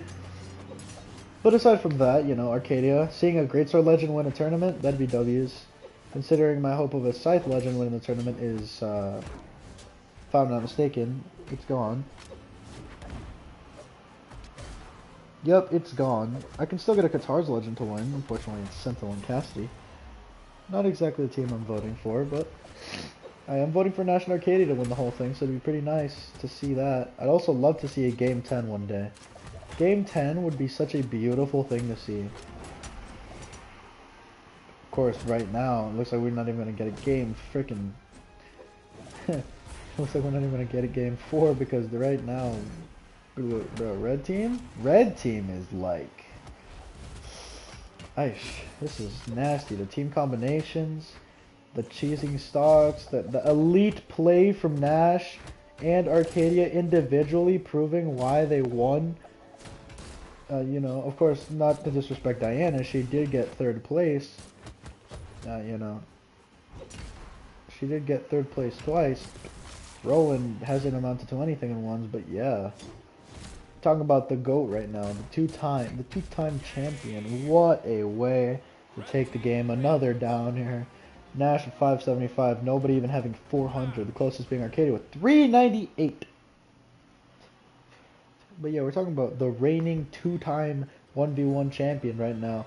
And he's finally making his case here in the second set for... Okay, I thought that my dog peed here. Making the case for the, you know, the best in 2s as well. If he wins this 2s tournament and wins the 1s and 3-peats, he is easily the best Brawlhalla legend in the entire, you know, he's just the best Brawlhalla legend, like, ever, pretty much. He'll definitely be the best in the game, considering right now, at least. He's doing really good. Ground pound, sensor all the way to the left. Downer doesn't hit. There's a good lead for Team Red right now, and they're going to continue to push that because, yeah, this is just going great. I would just like to say, I've only ever seen Sentinel and Cassidy. Like, I've only seen one blue team win, I think, in the last, like, 5 or 6 sets. Pretty much in top 8, only red team has won. Outside of Sentinel and Cassidy, I haven't seen a blue team win.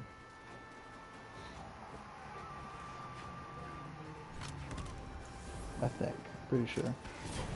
Oh. Oh, Roland overcommitted. That's going to accrue to this loss if they do lose in this game. That's definitely going to be something I freaking pay attention to because recovery will take her out too, and just like that, 4 stocks to 2, very healthy on both sides. The unfortunate part, that means that these 4 stocks are basically fresh. And if these 4 stocks are fresh, that's not good because Roland's starting to get very damaged. Of course, now Arcadia is also heavily damaged, and Roland does have better survivability, but we're talking about 3 heavy weapons on the board. Spear, or not, no, Spear's not heavy, but we're talking about 2 heavy weapons on the board though, which is not good for the blue team, considering they only have 1, and that's the Lance. The rest of their weaponry is very light, and just like that, Roland's out, which means killing is going to be that much harder for Diana. But even more so now that she's going to have to do it in a 1v2, and she just won't get it. Nash and Arcadia going up 2-0 in winners finals. We might not even get a game 4. Arcadia this time with 577, but of course don't discredit Nash, who still had 521.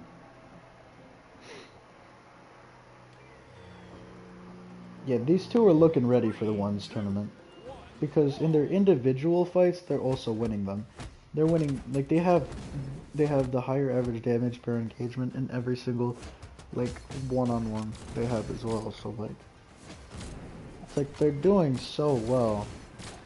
They're just winning individual engagements and twos engagements. Like you're looking right now, this is the first time, at least in this set so far, where I think Nash has lost an engagement. Yeah, 100%. Look at the health on the blue team. Blue team looking to make another reverse 3-0. Imagine back-to-back reverse 3-0s on some Hikari shit, bro. On some freaking 2023 Dragon Ball FighterZ Evo Hikari stuff, bro. I would cry. I would actually cry, because of all teams, this is not the one I want winning. Of course, I would never be against a Game 5. Game 5s are amazing. I love them. Because it's like, you literally played all of your games out. So whoever wins, it's really just like, who has the highest level of pressure on them. Again, we're talking about the 8th seed right now. We're talking about a team, or we're talking about a seed that definitely I don't believe should be here. Me personally, I'm gonna say it. Oh, the D-Light. Dodge. Oh. But yeah, we're talking about the 8th seeded team right now.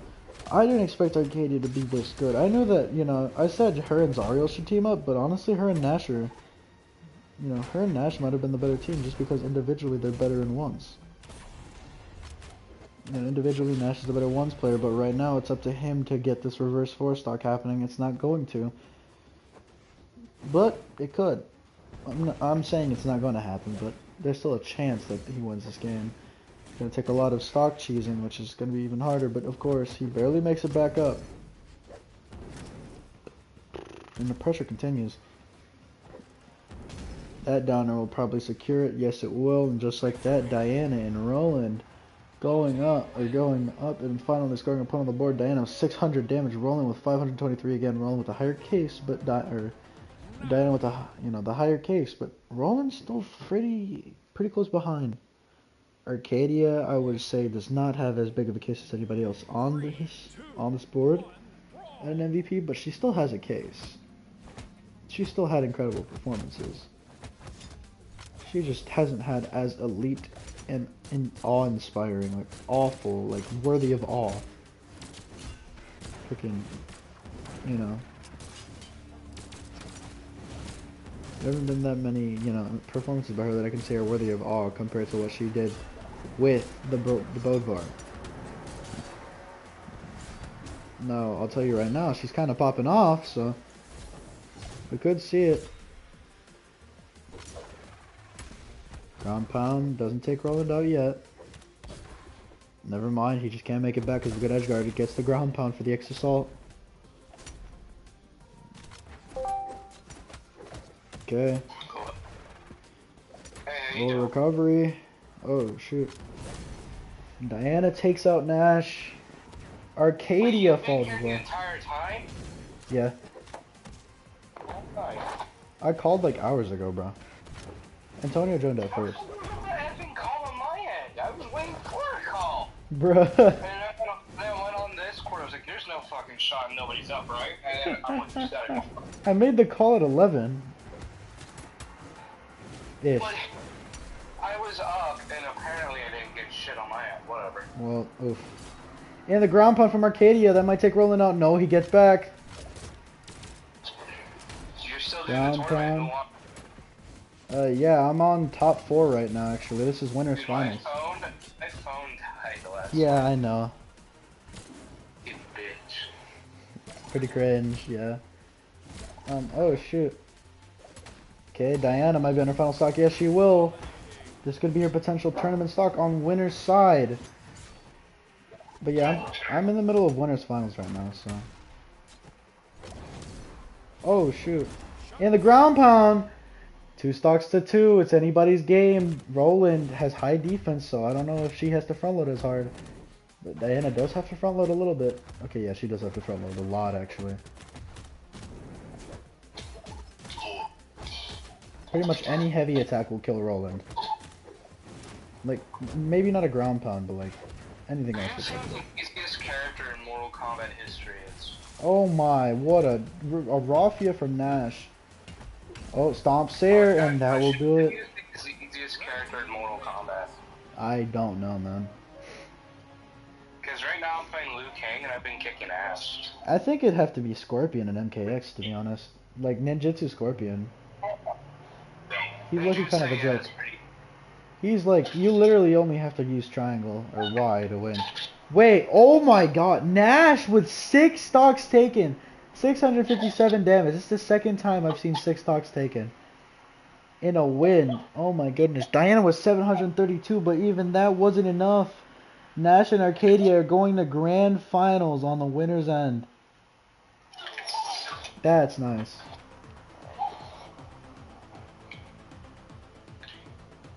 That's actually really, really nice. Dark. What's the difference between dark and white? Dark is more. I don't know. Dark does more damage and does more better combos. Okay, that's enough. Oh, there goes your skull. Okay, and next we have. There's your neck. Give me your. All right, next we have Bryn and Amethyst.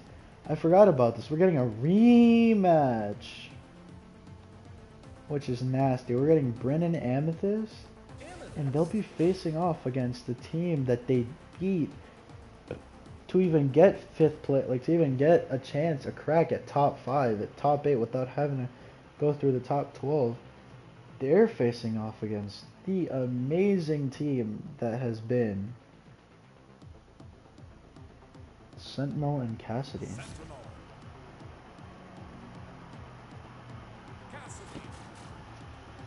My hands smell like pizza. But yeah, this is a set.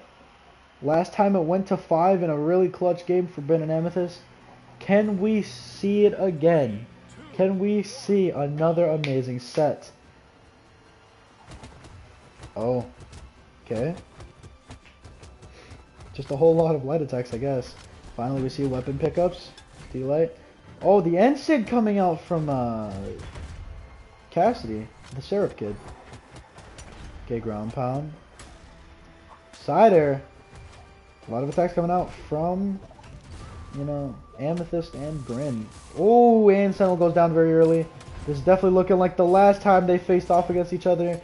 6 stocks to 4. Very healthy 6 if you consider how much damage they can put out.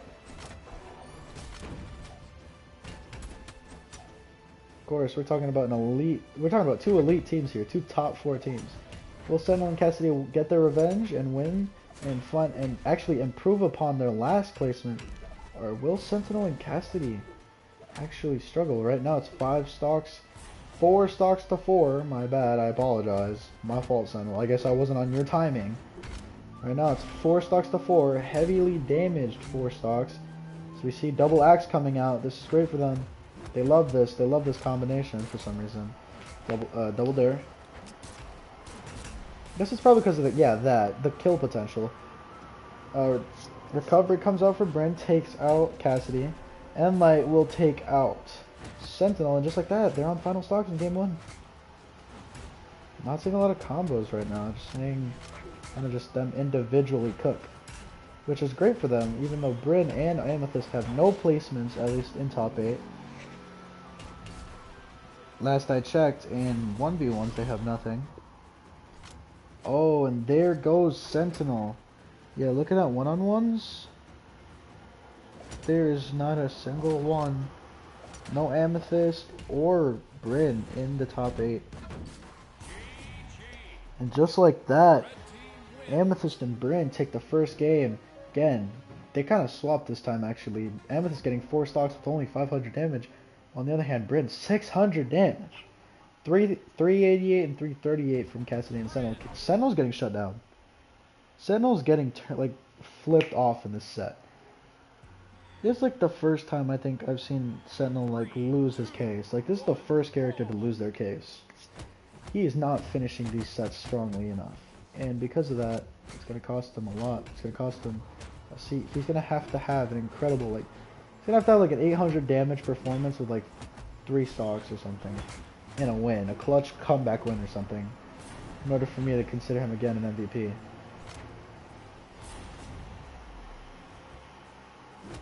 But yeah, you know, he's still great. Don't get it twisted. Like the man's still nice, but he was just not as great. Still crazy that we're going to get a new champion. Like no matter what, we're gonna get 2 new names added to that gold. Oh, and we see Amethyst. Recovery. Okay. Oh, and Sentinel sent him to the bottom, but he makes it back. Sentinel kind of just allowing Team Blue to survive and play really well right now. Because, you know, without him, this is a very big issue because it's 3 stocks to 4, but it's a healthy 4. Compared to now a healthy 2 stocks. It's a 2 stock lead, now it's just unhealthy. Amethyst took a lot of damage from Cassidy there. Amethyst about to be taken out already. Sentinel makes it back.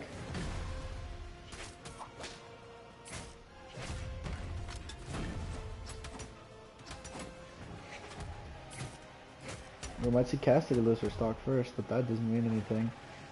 Oh, Cassidy goes out there to help Sentinel. Okay. Oh, okay. Nice.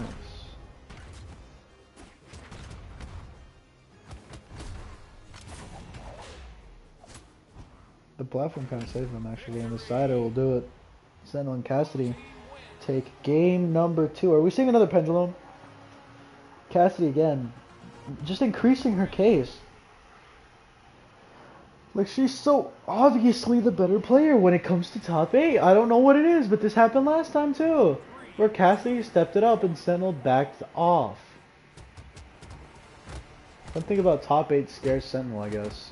Because he gets nerves. Maybe that's why Cassidy is like the perfect teammate for him. Because she just steps up the later the game goes on.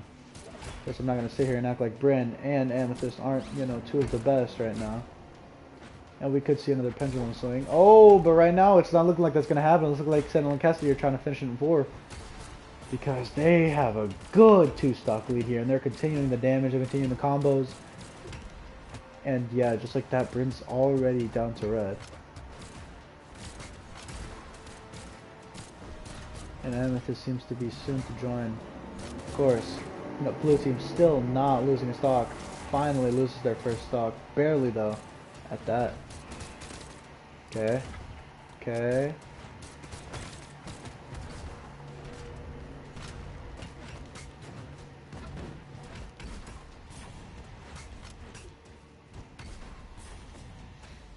And with that,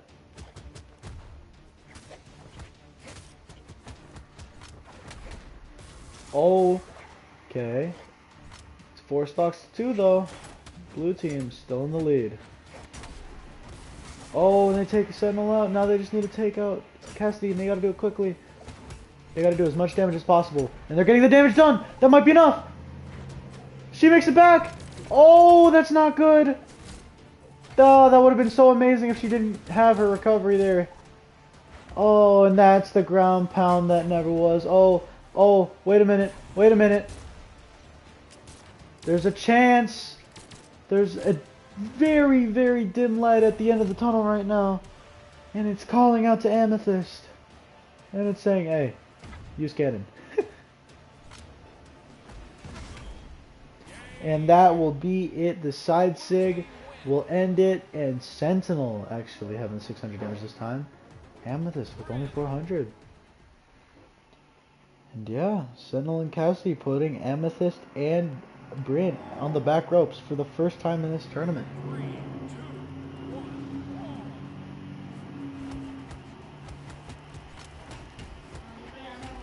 Okay. Damn, we're starting it off very early. Starting it off very great as well. Hold on.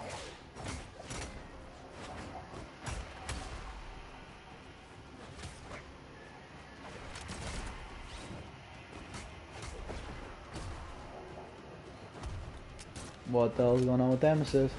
Amethyst? Arxis? Amethyst? Oh my god. I can't talk, bro. Oh, and that'll be it. Just like that, 6 stocks to 4. We're going to be seeing kind of what happened in the first game. And the 5th game. And the 3rd game. And the 1st game of the previous set. Side air, yep. Take both of them out at a very similar time, like very close to a similar time. Only this time it's actually a very different time. Of course, now we're going to see the spear clash. Oh, ground pound. Neutral air, and she overcommitted. She overextended so hard. Bryn choking the lead away. The team combo going out onto Amethyst. Bryn, this is Bryn's fault. If they lose, it's Bryn's fault. It's actually Bryn's fault. No, she gets back up. She doesn't. No way. It's over. Sentinel and Cassidy are going to do it. It's 3 stocks to 1. It's actually going to be over here. It might actually just be over. So see Sentinel alone is piecing her up. And just like that, it's over. That's all she wrote, folks. Sentinel and Cassidy are moving to top 3, and they got their revenge because Bryn's an idiot and killed herself. Twice. I don't care if that doesn't say 2 accidents. That was 2 accidents. That was absolutely atrocious. That was disgusting. I am so disappointed in Bryn. The nerves got way too far. Like, the nerves got to her a little too hard, and that resulted in an incredible choke in something that could have been a potential championship.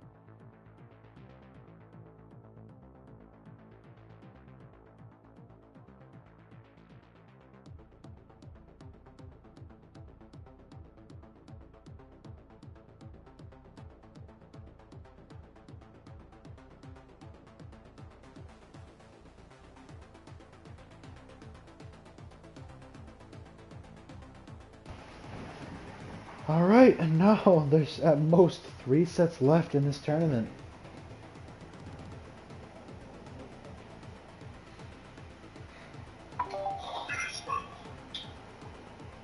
I'm down to the final 3 sets in the tournament. And right now, guess who these two are facing?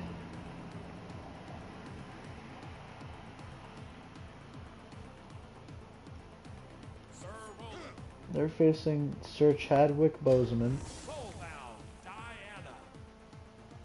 and his wife. They're facing Sir Roland and Diana. This is, well, to say it in the nicest way possible, not what I wanted and not what I expected. But that's Bryn and Amethyst's. That's Bryn's fault more than anything. It's like, oh, if they loses, it's Bryn's fault, and then she goes and chokes away her 2nd stock. And yeah, because of that, Cassidy and Sentinel continue this incredible losers bracket run that they've been on since top 12. And they're going to face off against Diana and Roland, and hopefully they'll be the team that finally breaks the camel's back. Because it's really them. Oh, and the sights are coming up from Diana. Diana's not going to allow it to be this easy though. Because, yeah, pretty much before this, the only team that could have gotten close was Kai and Koji, and they're out, so we're gonna have to either see 3 teams take a game off of the red team, or Could just actually be over for, you know, Cassidy and Sentinel. Of course, Cassidy and Sentinel making an immediate jump to a top 3 team, maybe even top 2 team, considering they have both a 4th and a 2nd place, or 3rd place at the very worst. Of course, they could continue this bracket run and go and get 2nd as well. Because right now it's looking like they got all the momentum in the world. But yeah, this is a trivial game.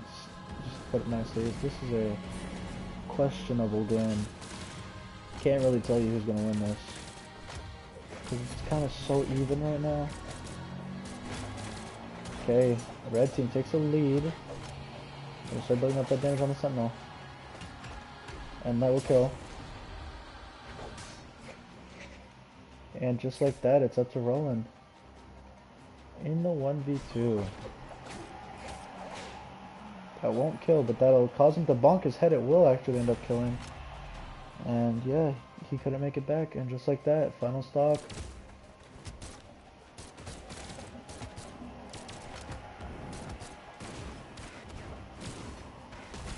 Oh, and he takes him out! This is winnable! This is so much more winnable than it was at the very beginning. Okay, ground pound. Neutral air. Recovery. Neutral air. Don't get juggled. Okay, neutral air of his own. And light. Oh, the side sig whiffs. And light. Sarah doesn't get the connection either. He backs off.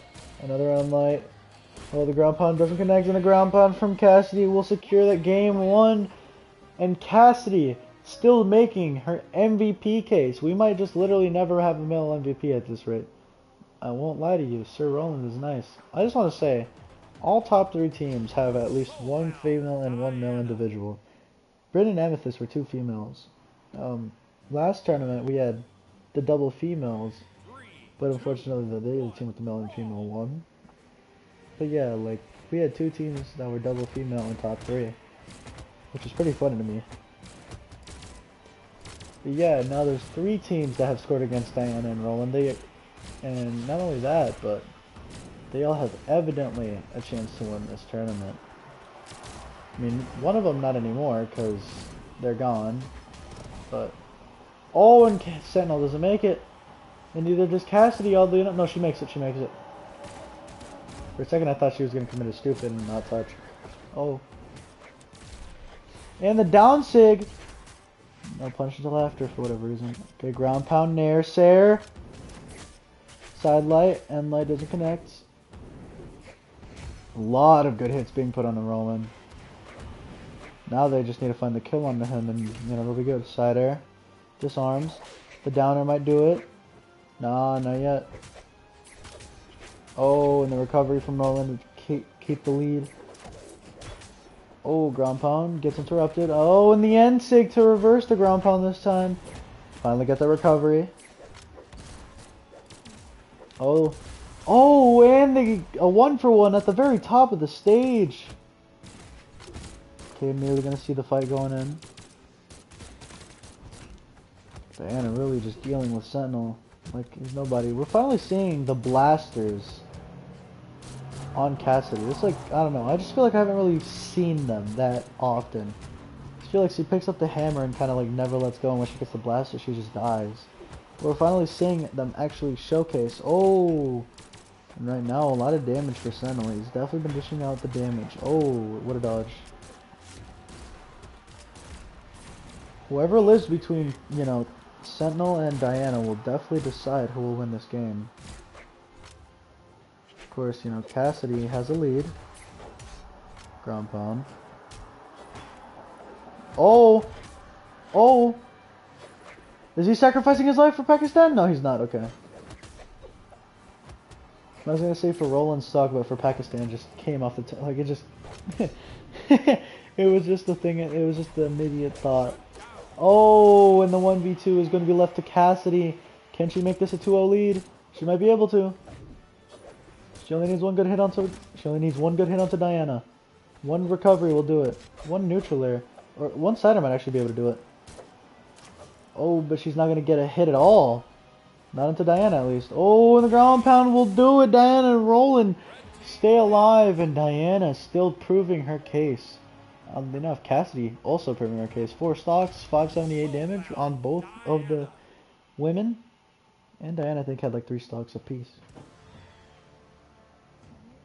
So, 3, 2, I'll tell you right now, I think whoever wins this set will probably have the MVP. Oh yeah, didn't Arcadia also have a clutch game? Clutch game. Or was it I think it might have been Amethyst actually. They're fairly similar. It's one of those two, but yeah.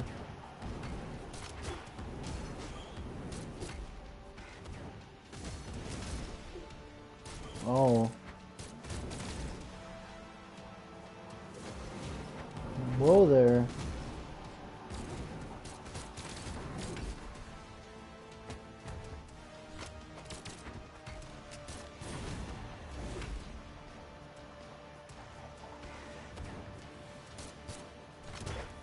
Oh, and Cassidy's stock was going to be going down. I spaced out for a second, and then I looked up Cassidy. Oh, and the patience to take out his stock and make it 4 stocks apiece. That's good. It's really good. 4 stocks to 4 right now. Sentinel finally touches that wall. Gets the ground pound. Doesn't connect. Oh, and Cassidy's gone. Sentinel's gone. The only one that's not gone is actually Roland.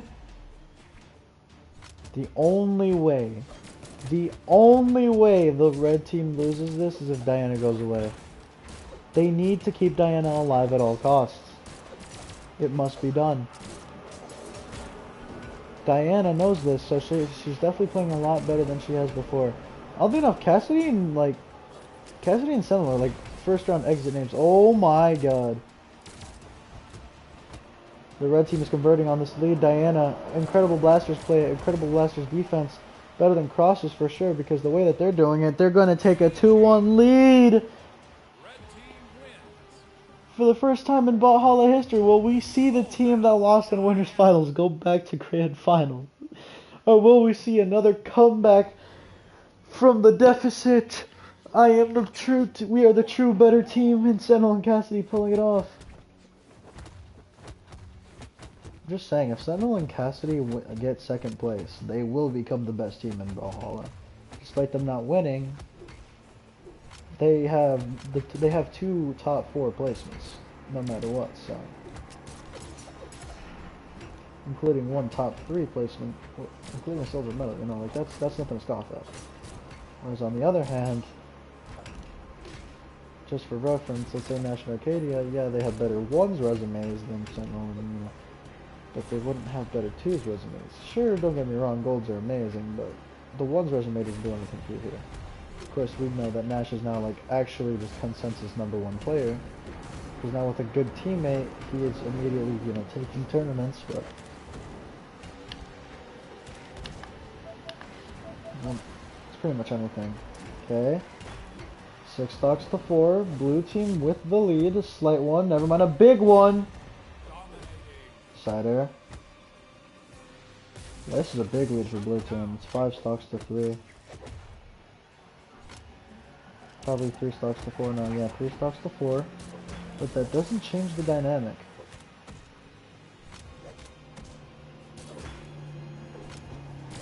Dude, Diana's bow and blasters is just so good. It's insane. Like, we haven't seen a lot of legends be good at both. Oh my god, Roland's out of the game.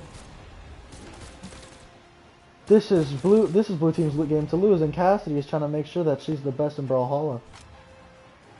Cassidy's probably going to be coming in a 1v1 if she even makes it. Like a goddess, because this is insane. If Cassidy makes it into 1s, I'm scared for the rest of the bracket, because she is so good right now, especially in the 2 space. It's insane.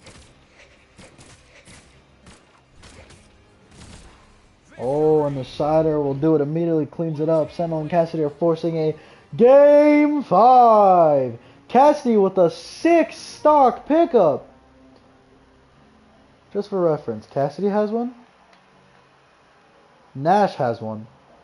Peraza has one. And I didn't pick it up beforehand. I didn't pick up the other one. The other one that was incredible that we saw. But this is insane. Both Rowan and Diana sub 400 game. They only had combined for 600 plus, but not 700 or even 650. 3, 2, Actually, maybe 650. I think Diana had like 344. Definitely not 700 though, which is sad because the other team had like combined for 9 to 1,000. 9 to 1,000. So. Tell you what though, right now blue team is in a lead. Blue team definitely wants that second place trophy. They want to be considered the best, the number 1 seeded team. But ooh, Roland able to tie it up immediately.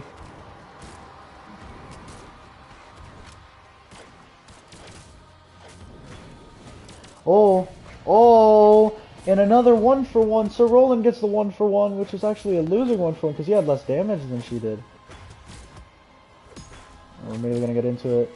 Oh, and Cassidy! What happened to Cassidy? Cassidy Seppuku, she's pulling a Bryn. She's pulling a Bryn. Don't do this. Oh, and a comeback. Okay, tying it up. Maybe she's like Ember. They just needed a little bit more of a challenge because Roland is taken out by Sentinel. Sentinel is absolutely incredible right now. He's popping off in every single way of the word. It's the words. And Sentinel finally gets taken out. Everybody's on final stocks in game 5. This is going crazy. The down sig disarms. Who will die first, Diana or Cassidy? It will be Cassidy, but Diana's not too far behind. Can Sentinel get the reverse? Can he get the comeback? Can he make the comeback? The reverse 2-0. Oh my god, Roland is playing out of his mind as well. Sentinel makes it back! The side sig! The side air! I think for the first time in Bothalla history, Diana might actually make it back. And she will! She's getting the rematch! After 3 losers finals matches, Diana finally makes it back to get the rematch, the run back in grand finals. The first time in Bothalla history that the person who lost in winners finals runs it back in grands. Hats off to Cassidy and Sentinel. You'll still be probably a top 3 seed. I mean, you'll 100% be a top 3 seed, but like, you know. Oh my god.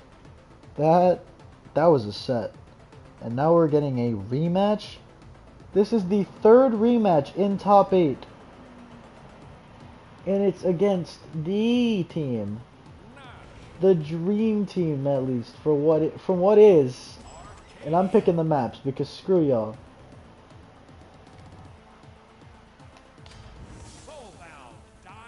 I want to see.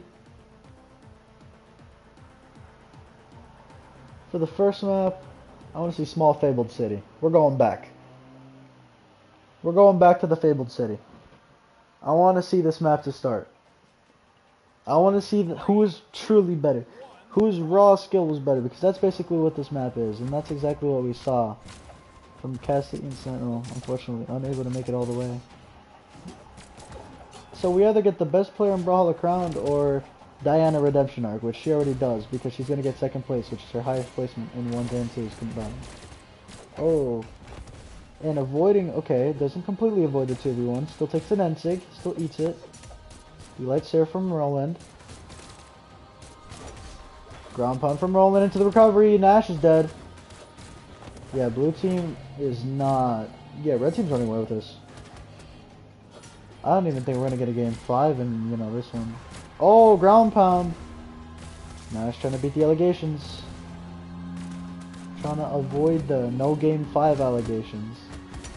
Oh, and the sides are coming up from Nash. Nash is trying his absolute. He's pouring his heart out into this one. He really wants this win. He really wants to prove he is the best in Brawlhalla.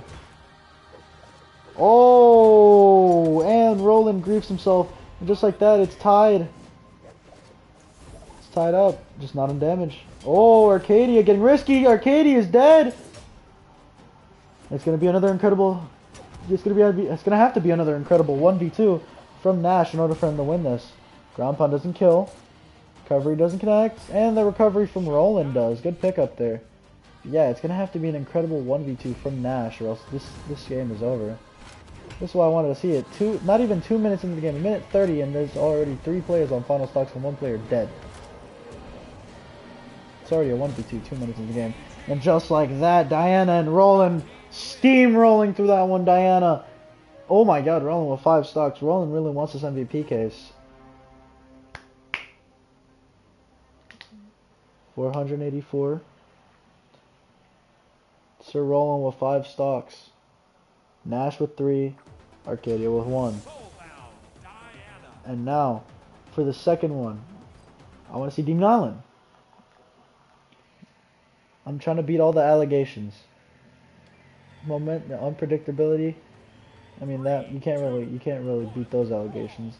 But you can beat the momentum shift allegations by winning game 2.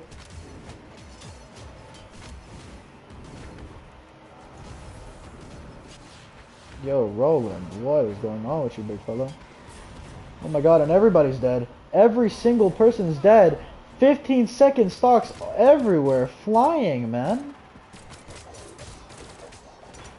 As we immediately see it. Okay. But yeah, we're going to our second stocks already.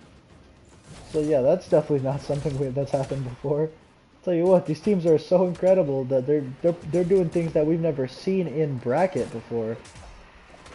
Like, we've seen homies talking and all that, but we've never seen this. And oh my god, they're beating the momentum shift allegations. They're just beating them completely. They're destroying those allegations.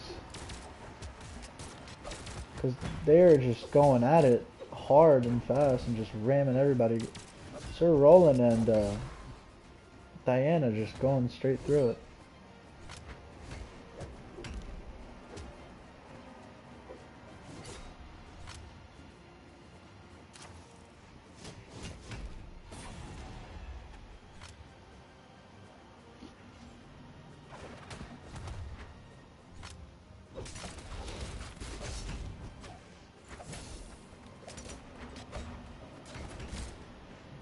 Diana had 484 with 1. No, she had 496 with 1 stock. 484 with 5 stocks was Roland. Oh, and it's going to be a one-on-one. This is between 2 of the best one-on-one players in the world in Bothalla history. Not really in history, but, well, I mean, so far, yeah, in history. The woman with 2 third-place titles finally getting in the grand finals, finally getting a second place. She has beat him in at least 2 games before, and she's going to beat him in another game. That's going to be 2-0 coming out here. And Diana does 3 stocks, so now she has 4 stocks. Roland has 8 stocks taken so far. Diana and Roland looking to reset. Diana with 483, so Diana 2 stocks a game, while Roland 3 stocks a game. And you know, 1 death, 1 ST a game. So, 3, 2, of course, I think Nash has 3 stocks a game. Remember, Diana and Roland are fighting on losers. They still need to win a whole, like, say they win this game, they still need to win a whole nother 3. And I did want to see Demon Island again. Little fun fact. And right now, they're just beating the momentum shift allegations. They're just obliterating them. Look at their health. Look at their health. Diana and Roland don't even care about team combos or anything like that. They're just pure just option coverage. They just play option coverage. They completely changed their playstyle from what it was before, which was like, you know, team-based. Or just team-based, like, true combos, connecting into more true combos, connecting to, like, stuff like that, where they were just hitting true combos into the other teammate, who would turn it into, like, a 3-piece or a 4-piece or whatever. This time around, this is just pure option coverage. They're just covering every possible tool, which is funny, because that's kind of what Nash and Arcadia were doing to them. So they're kind of flipping it on its head. Of course, ground pound happens. But yeah, they're just covering pretty much every option they can, while also playing hyper aggressive. That's the thing. They're playing hyper aggressive. Fast paced Brawlhalla coming out. Pretty much every second right now.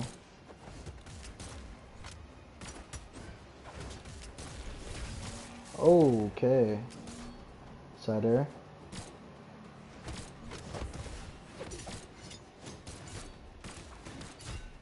Ground pound.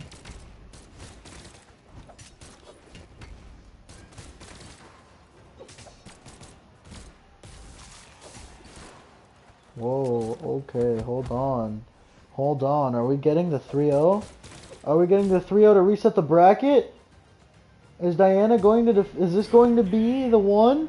It will be. It's a 3-0 to reset the bracket. Diana, 3 stocks, 609 damage in the first set.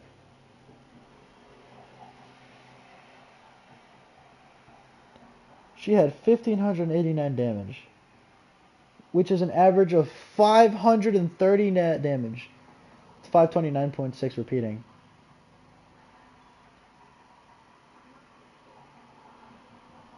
And she had in this game 3 stocks.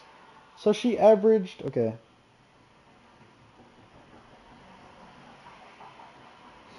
So she averaged, let's see, 3 plus 2 plus 2 is 7. 7 divided by 3. 7 divided by 3 is 2.3 stocks per game. Roland has 11 stocks in 3 games. Because he had 8 and then he has 3 stocks in this one. 11 divided by 3 is 3.6 stocks per game. No, then he had 528, 444, and 484, which is less damage. Divide that by 3, 485.3.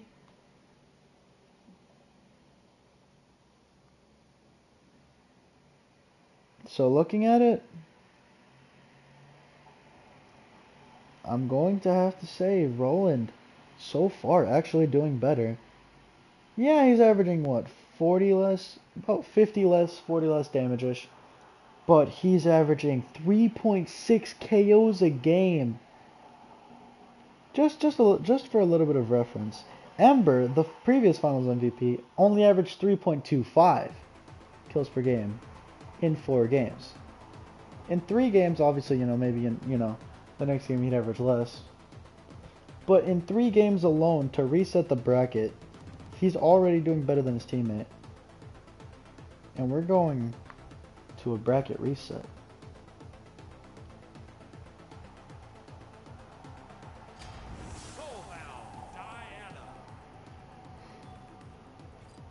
Oh, that's the wrong map.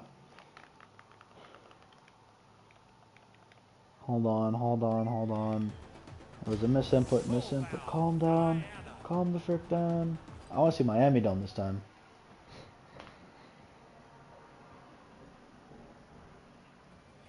But yeah, Ember averaged less damage than both of these dudes did as well. She only averaged 450 damage per game.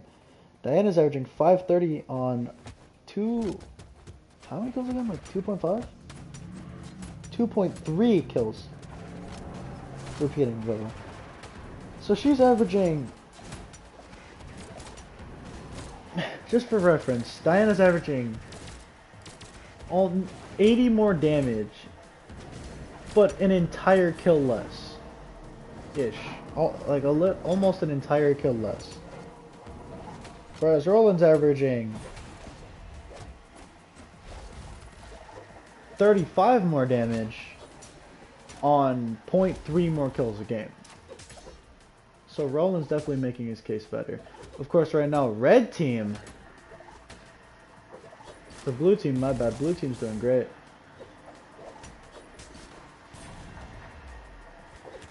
At least to start the game, they're doing great. Of course, minute into the game, everybody's down a second stock. We'll see what's going on now. Oh, Diana might be going down here. It'd be so funny if we just see, like... Oh my god! And he saves her! Oh, when that's 4 stocks to 2. It could have been 3 stocks to 2. He saved her and caused such a big issue. Wow. Roland's kind of croaking. Of course, they have to play a reset. It's not something that, Ember and Zol had to do, so there's that much. But of course, they can still have even more damage, so there's, not too big of a worry. Okay, hold on. Oh, Nash with the reversal. Down to Diana. Diana's the only one left.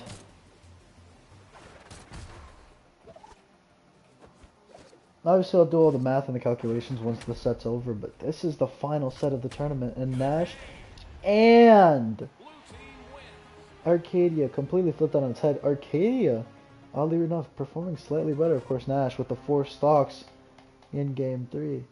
Oh, this is not looking good for y'all.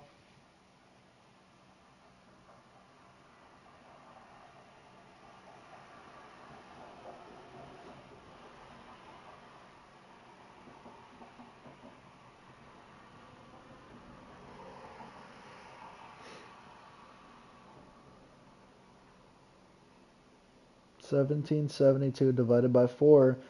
443 damage average.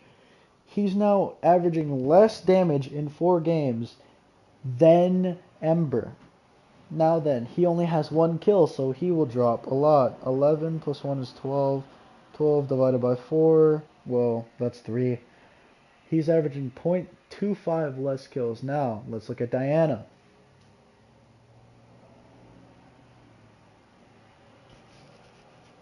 Diana had more damage in both games. 529 or 5. Let's do 530 because that's basically what it was. 530 plus 372. 902.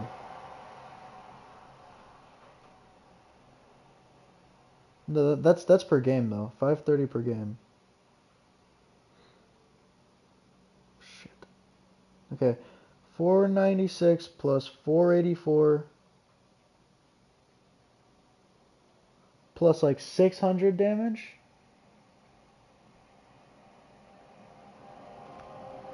It was like 600 damage, isn't it? Shit, okay. Okay, 530. 529.6666 times 3 is 1588. Okay. It was like 1587 or something like that. Let's go with that. 1587 plus 372. 1915. Okay. 1959 divided by 4. 489.75 damage. So she's averaging more damage. Of course. Okay. If he had 5 KOs in the first game, she had 1. If he had 2 KO, 1 KO in the second game, she had 4. No. He had 2. He had 2 KOs, so she had 4. No, she had 3. 4, and then another 3, and then another 2. So 7 plus 2, 9 divided by 4. 2.25 KOs a game. So both of them dropped heavily. And yeah, now they're making Ember look really good now. I do actually want Miami Dome. Wow. Just kidding, no I don't. I'm trolling. If I can see every map, I'm going to Small Enigma. Nash and Arcadia take game 1 in the reset.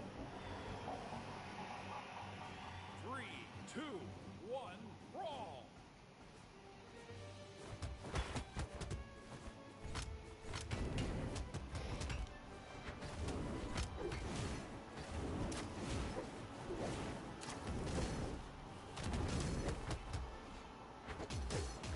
Okay. Immediately seeing a very even game, of course.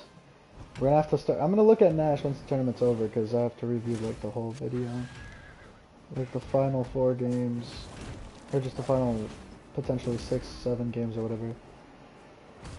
Oh. And yes, if you had like 3 accidents.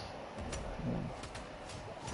I'm not gonna review the whole tournament because the only people who deserve MVP right now, off the top of my head, is Nash, Roland, ouch, Diana. Okay, so these 4, and then we have a few more outside of that.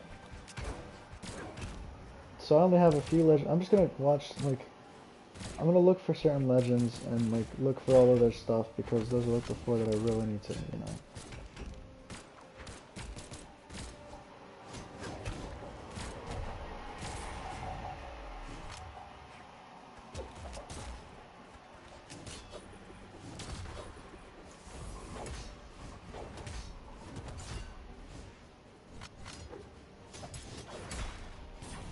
Oh.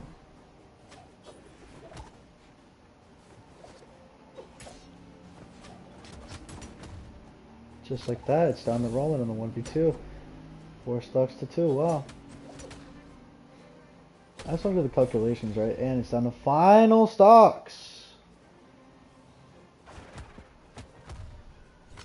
It's crazy how big of a jump Arcadia took, moving up 7 places if she does win this whole set. Moving up 6 places guaranteed, though. 8 to second is still very good. Are we going to see an incredible reverse 3-0 or just going to see 3-0? Because right now it's looking like we're just going to see the 3-0. And that side air will do it. Nash, 618 damage. Arcadia, 528 with 5 stocks. Mind you, she had 4 stocks last game. The way that this is playing out, Arcadia might be the finals MVP. Sir Roland definitely dropping to way less damage. Probably like 400 damage now and maybe like 2.8 kills or something. On the other hand, Diana is going to be dropping down a lot in kills, probably to like 2. I don't know, just straight up 2 in 5 games. And yeah, just this is looking disgusting. Nash only 1 kill, of course, so that's one thing. Wrong map. I do this every time. Apocalypse. I'm putting my faith in that Nash and Arcadia win this game so we can get Air Temple. I'm putting my faith in that Nash and Arcadia can win this game so we get or not Nash and Arcadia. Diana and Roland win this game so we get Air Temple. I'm also hoping in a game, 7, because we're not going to get a game 10 thanks to Diana and Roland being, amazing in, the first set of grand finals. Oh. And so far, it might look like it's happening. I mean, for the first time ever, Red Team has a lead. Okay.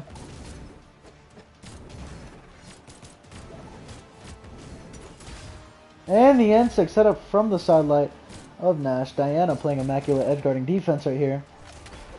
And the down air will do it, but of course, Nash heavily damaged. Ground pound doesn't connect. Both members of the blue team in deep red. Okay. And the N-Sig catches. 4 stocks to 3. Whoa, Diana. They're just putting even more pressure, more hurt. This sword bow combo is working out really well, of course. Great sword buffs definitely helped out Arcadia here, but maybe, just maybe, we will actually see a game 4. We might see a game 4 because, we're definitely seeing game 4. Complete turnaround. This is exactly what happened in the last game, only the teams are swapped. And now,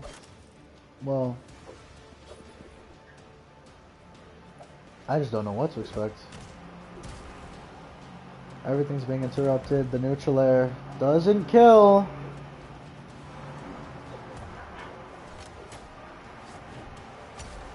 Oh, side air. Nash, I think that'll be enough. That will, in fact, be enough. And Diana and Roland's team. It seems like I might be wrong.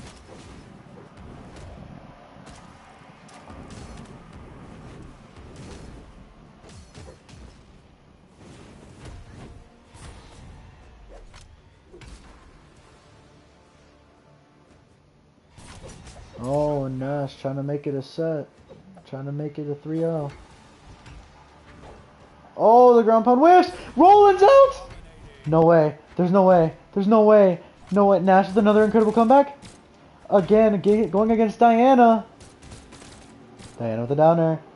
A lot of whiffs, attacks. Ground pound whiffs! Everything's whiffing! Everything's whiffing. Down air from Diana. The recovery's gonna do it, and they're gonna go to a game 4! Diana surging 595, 4 stocks. Nash finally getting 4 stocks. Arcadia, despite having 2 incredible high damage games, finally Nash gets one. Just like that. We're going to a game 4.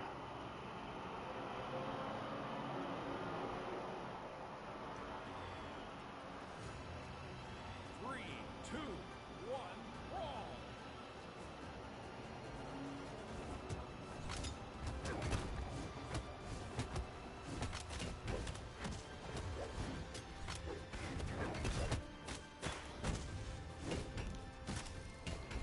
Okay, and immediately we're saying Arcadia is down.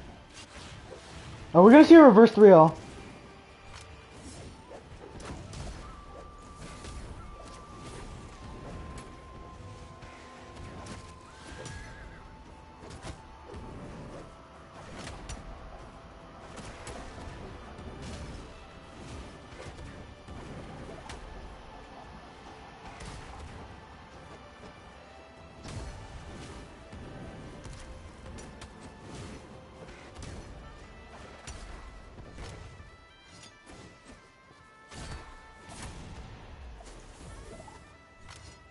I was just making sure that it was actually 2-1 right now.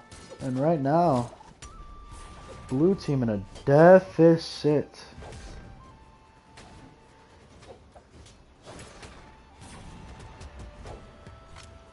Oh, wait a minute. Wait an effing second. Hold on. Red team might actually force 5. Red team might actually beat Nash. Will Nash finally lose in a grand finals? Will this be the tournament where Nash loses in grand finals? Oh, so many things, so many firsts would happen right now. Cause this is already the first grand finals reset.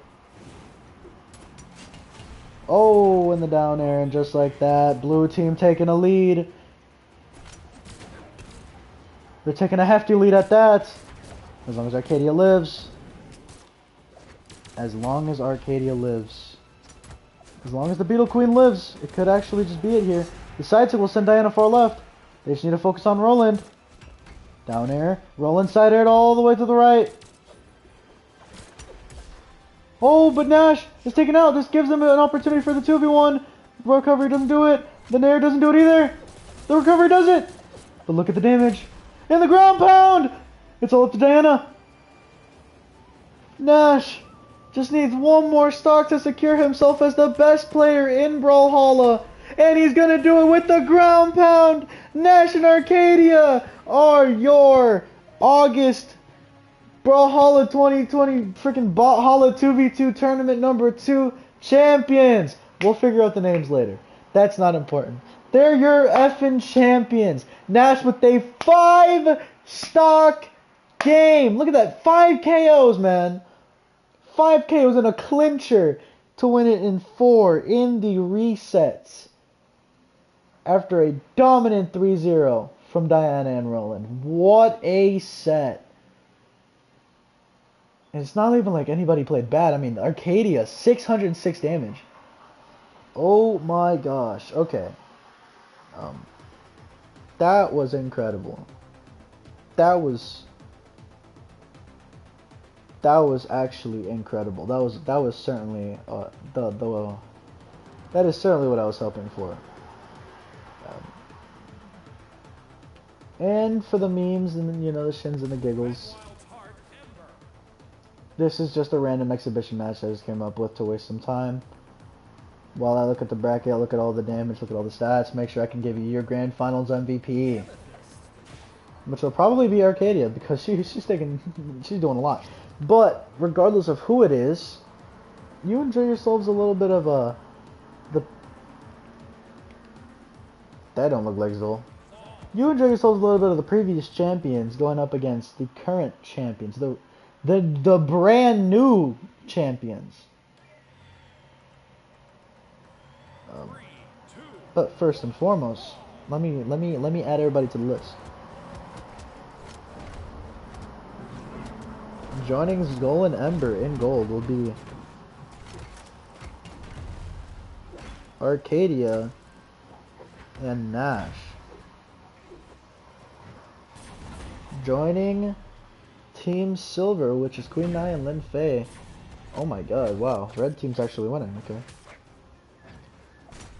We will have Diana finally getting a silver medal, and Sir Roland getting a silver medal, getting his highest placement ever. In bronze, we'll have Sentinel and Cassidy. In fourth place, we'll actually have Bryn,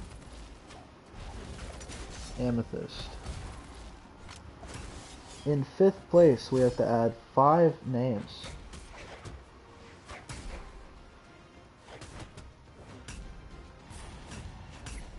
That's winners. Kaya, Koji, Thatch, Barraza.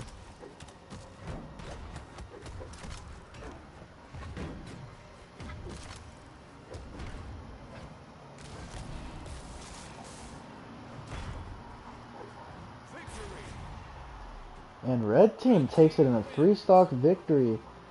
Zol popping off. Nice. Also, this is going to be a first to 5, just to waste even more time. Alright, and in 8th place, Moonin, Teros, Ezio, and Vector. 3, 2, 1, brawl.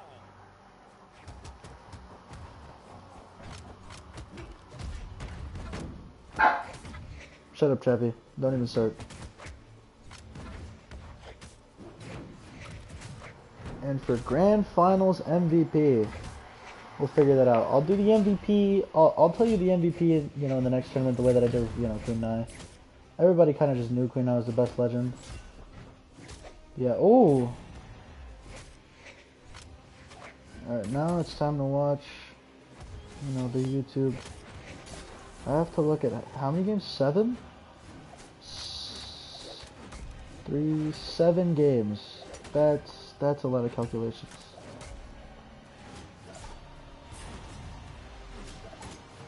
Seven games is in fact a lot of calculation to do,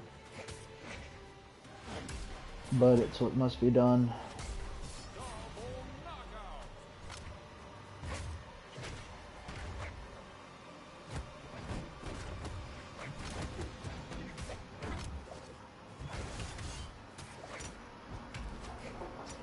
So the delay's only like 4 seconds. Yeah, this is them playing. Yeah, this is them playing Diana and Rome for the first time.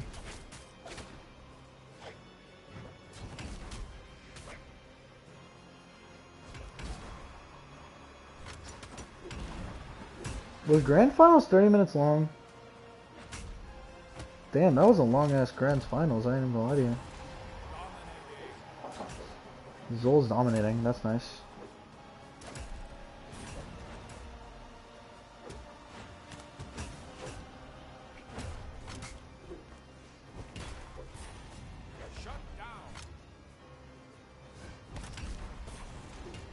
I wonder who Diana's first.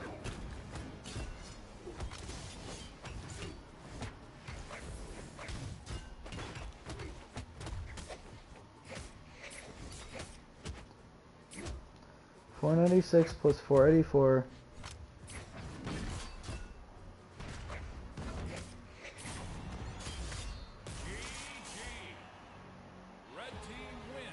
Wow, red team wins back to back, 2-0. Nice.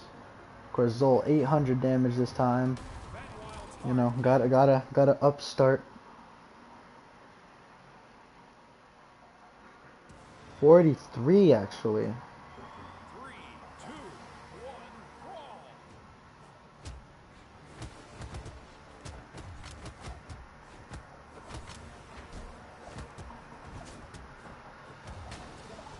I already know she took 7 stocks in the first 3 games. 7 stocks, 609. So she took 7 stocks in the first 3 games. I think 9 in the first 4. I'm not positive on that.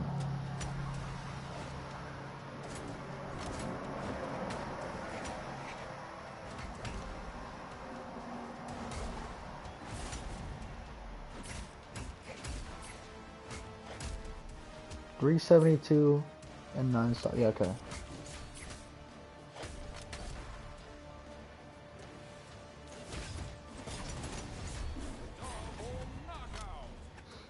9 stocks in 4 games.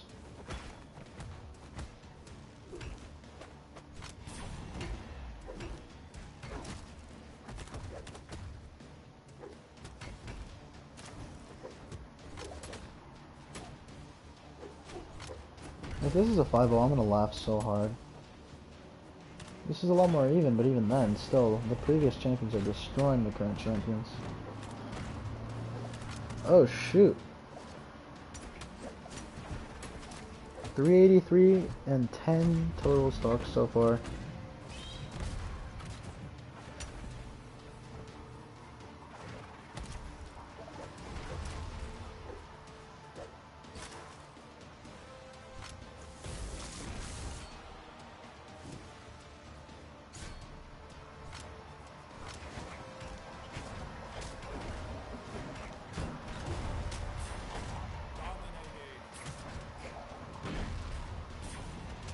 Plus 383 and 10 stocks. 383 and 10 total stocks in 5 games.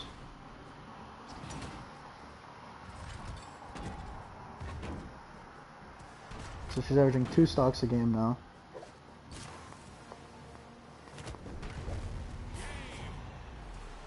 And 3-0. Red team, again, Zol, 6 stocks. So 4, 5, and 6 stocks. And there's still 2 games to go for them to win. Yo, Ember Zol's going crazy right now. Like, they're just clearly better. They're just better champions. 3, 2, 1, brawl. The one game that they won. 595 and 4 stocks. Okay. So in 6 games, 4 stocks. So 14. So plus 595 plus. What she did in this last game. But before that,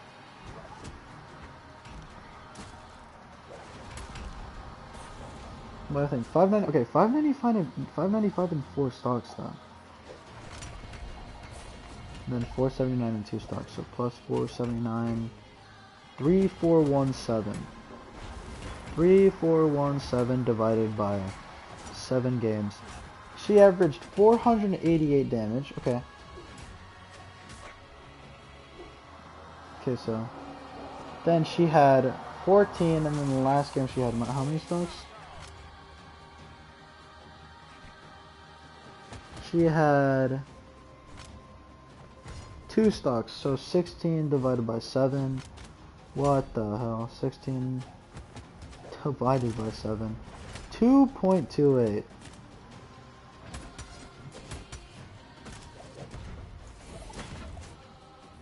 Three, 4, 1, 7 divided by 7.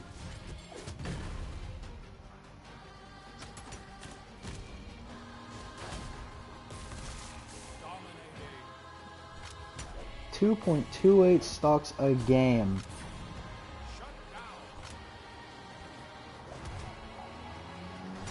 I don't even want to do rolling, to be honest. Oh, well, blue team finally get a win on the board. This might be it. Oh, I went too far again.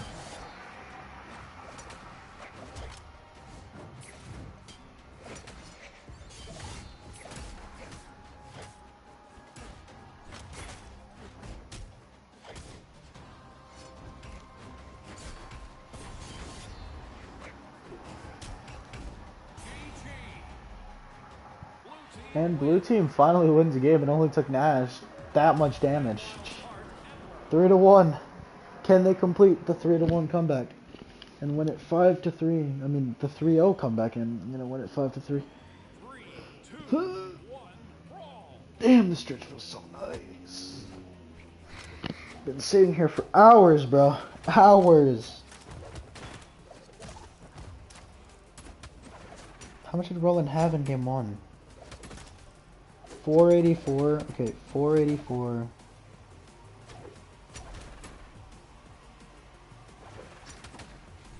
Where's my calculator at?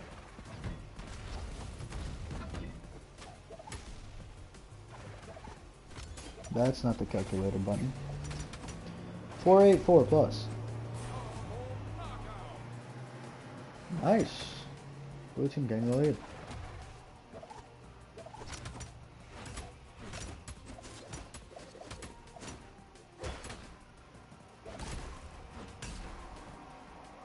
444.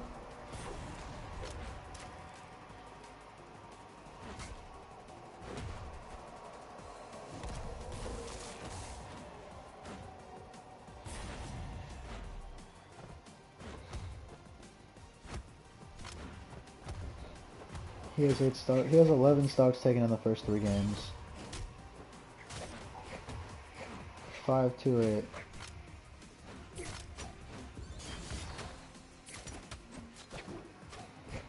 Five, 2, 8, and 11 stocks.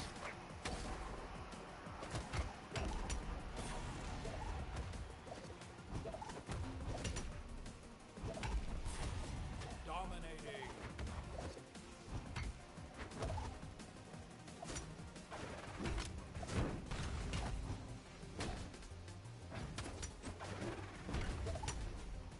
Five, 2, 8, and 11 stocks, and then 316 and 1 stock. 12 stocks, so he's averaging 3 stocks a game. Blue team, making a comeback. 3-2. 316 and 12 stocks, so plus 316 plus. Okay, aside from plus 316, I think the craziest part here isn't that. Don't care about live chart right now. Plus 316. And 1 extra kill.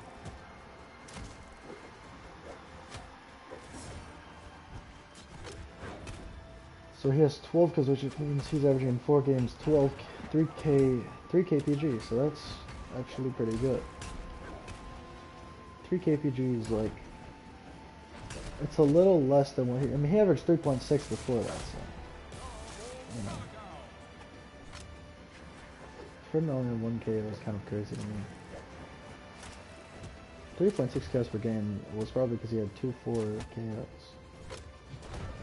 2 4 KO games. He had a 3 KO, no 4 KO game, and then a 2 KO game, and then a 3 KO game.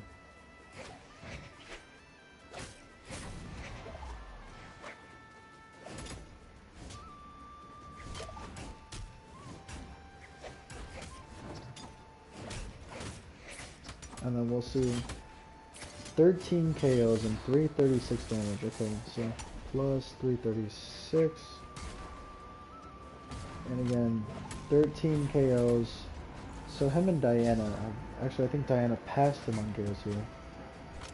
Because now he has 13 in 5 games. I believe Diana had 14 in 5 games. But regardless of how many, 13 in 5 games is not good. This is definitely where they'll have more KOs though.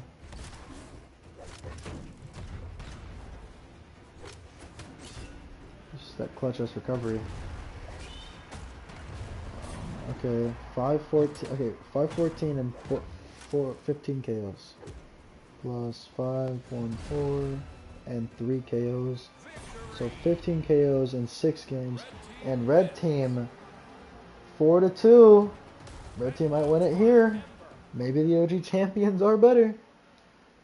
I'm about to finish Roland, so I'm about to finish seeing whether or not Roland. I mean, Roland has 1 less KO than what Diana had at the end, so let's see if maybe he got a KO this time. He must though. This is a really clutch game, so even if he did like die, he could have, you know, 525. Yeah, 3 KOs. So plus 525 is 3147. So 3147 divided by 7 is 449 damage. Now then, he had 18 KOs because he had 11 coming into there, and then he gained another 9, and no, he gained another 7. He had 1 and 3, so that makes 4. Yeah, he had 2 3 KO games, I'm pretty sure. Wait. Okay, so he had 11, and then he went to 12, and then he went to 13, and then he went to 15, and then, yeah, 18, okay. So 18 divided by 7 is 2.57 KOs. Now, we just need to do the other 2. Our champions.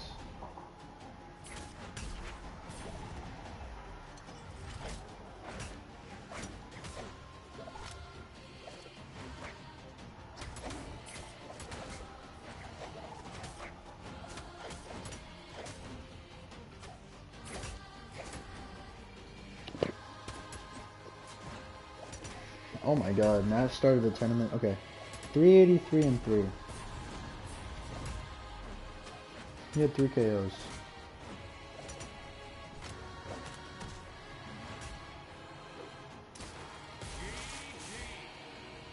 Red team wins.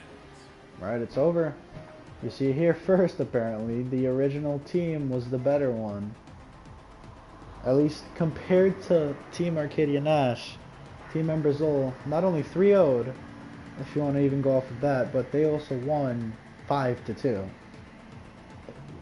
So yeah, they're effectively the better team overall. And soon enough we will be crowning our top 5 competitors. Turn this off.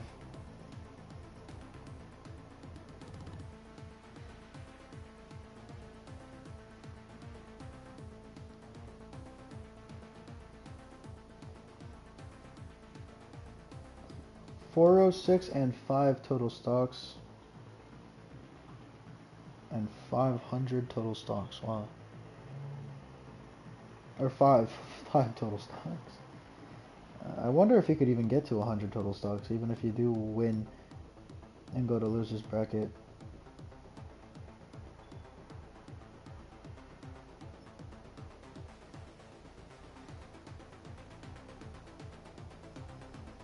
I feel like the most you can get is like 50 or like 60 plus. Probably like 62 or something, I don't know. If we go to all 5 games and you get 5 KOs in the games you lost and 6 KOs in the games you won, that's 10 KOs every 2 games, so.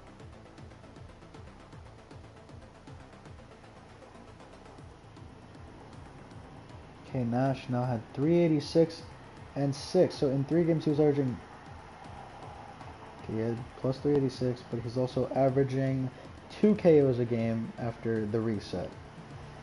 Or before the reset. Before the reset, he was averaging 2 KOs a game on give or take 390 damage.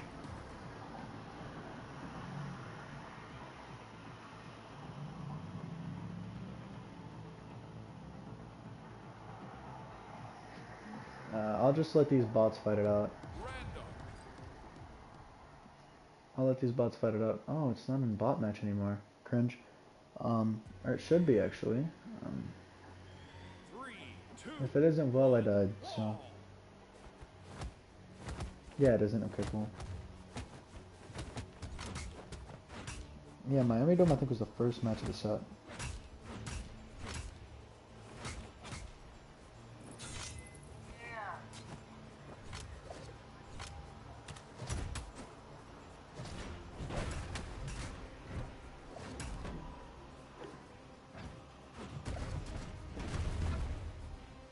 I'm trying to remember what was the first game of the reset.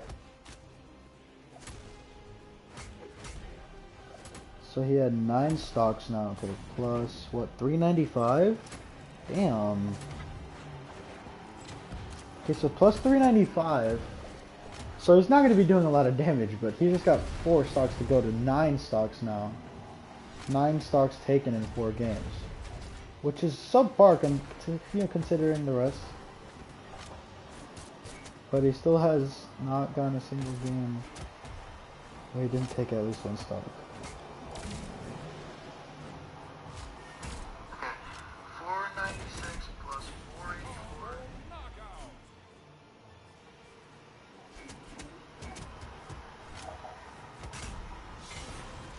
Dominating.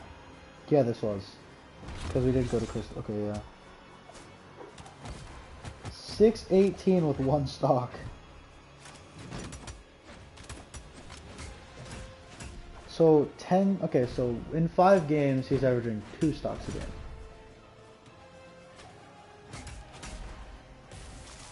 Shut down. Okay, 2 more games to go.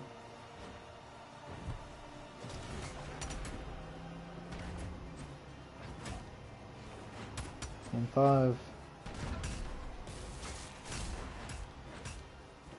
592 and another 4, so he's at 14.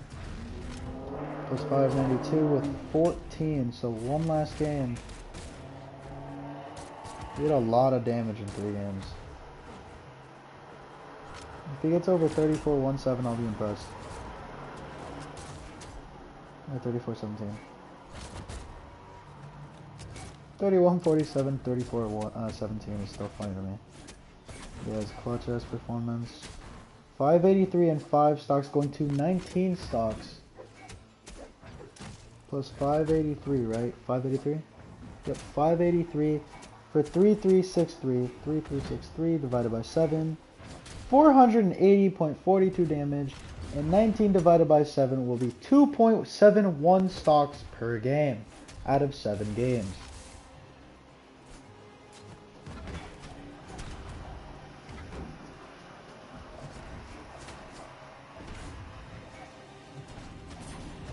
One last one. I'm literally just... Oh, wow. The bots actually did really good. And Onyx is about to die to Isaiah. So that's pretty funny to me.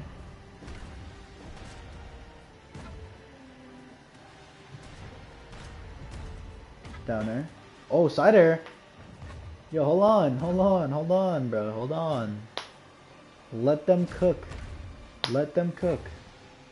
I want to watch this fight real quick. I want to see the end of it. Unless it's an Onyx cheese. No, it's a cider. Wow. Good move there from Isaiah. Fun fact, Isaiah somehow has top 8'd in ones. He got 8th place at Taros.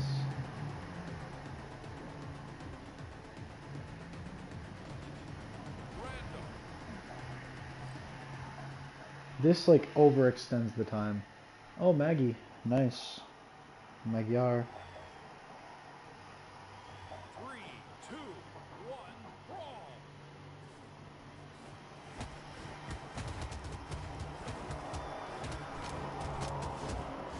309 and 1 stock to start. Damn, Arcadia was going bad. 309 and 1 stock to start is insane. No wonder they lost that first game. She barely contributed. 330 and... Okay, 330 and 4 stocks total. So her and Diana were tied at 2 stocks apiece to start the set. Which is funny. Dominating.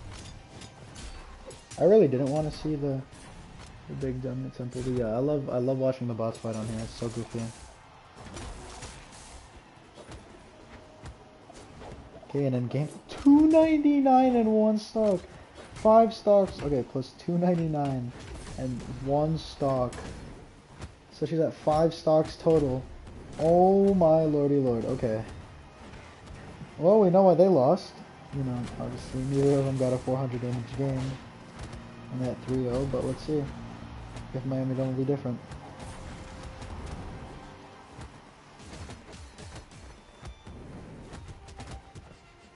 Of course, we have to take into account the fact that, you know, one of them won. 565 and 1 stock.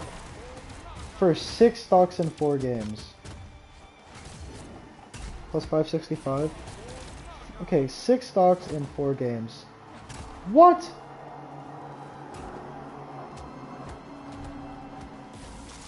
Dominating.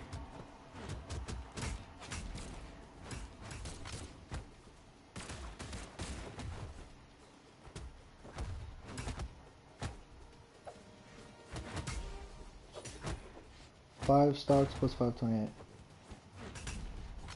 So then what, you went from 6 stocks to 11? Damn, she needed that. Considering there's 2 games left, and unless she did 500 in each, she's not even doing 3,000 damage. Which, yeah, I was right. She probably doesn't have a case for MVP by these stats alone.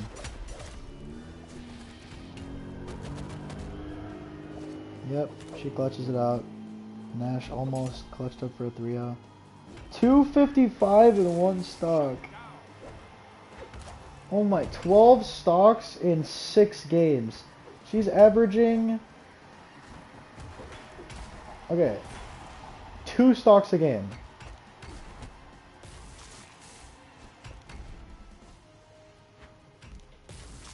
"12 stocks in 6 games is so atrocious. What a comeback from Nash to take that game. 606 and another... Okay. Plus 606. And she's at 13 stocks. Oh, Rayman versus Roland. Okay. 2892. 413 damage. 13 divided by 7 is 1.8 stocks per game.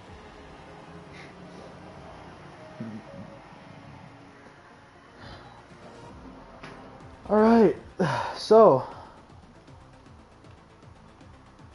let's go Sun Drive.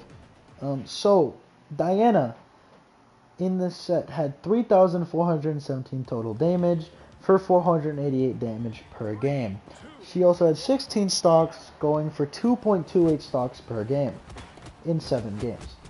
Then Sir Roland had 3,147 damage on 450 damage per game. He also had 18 stocks in 7 games for 2.5 stocks per game. Then we have Arcadia with 2,892 damage in 7 games, 413 damage per game. Clearly underperforming compared to everybody else at least. Then she had 13 stocks in 7 games, resulting in a 1.8 stocks per game set score.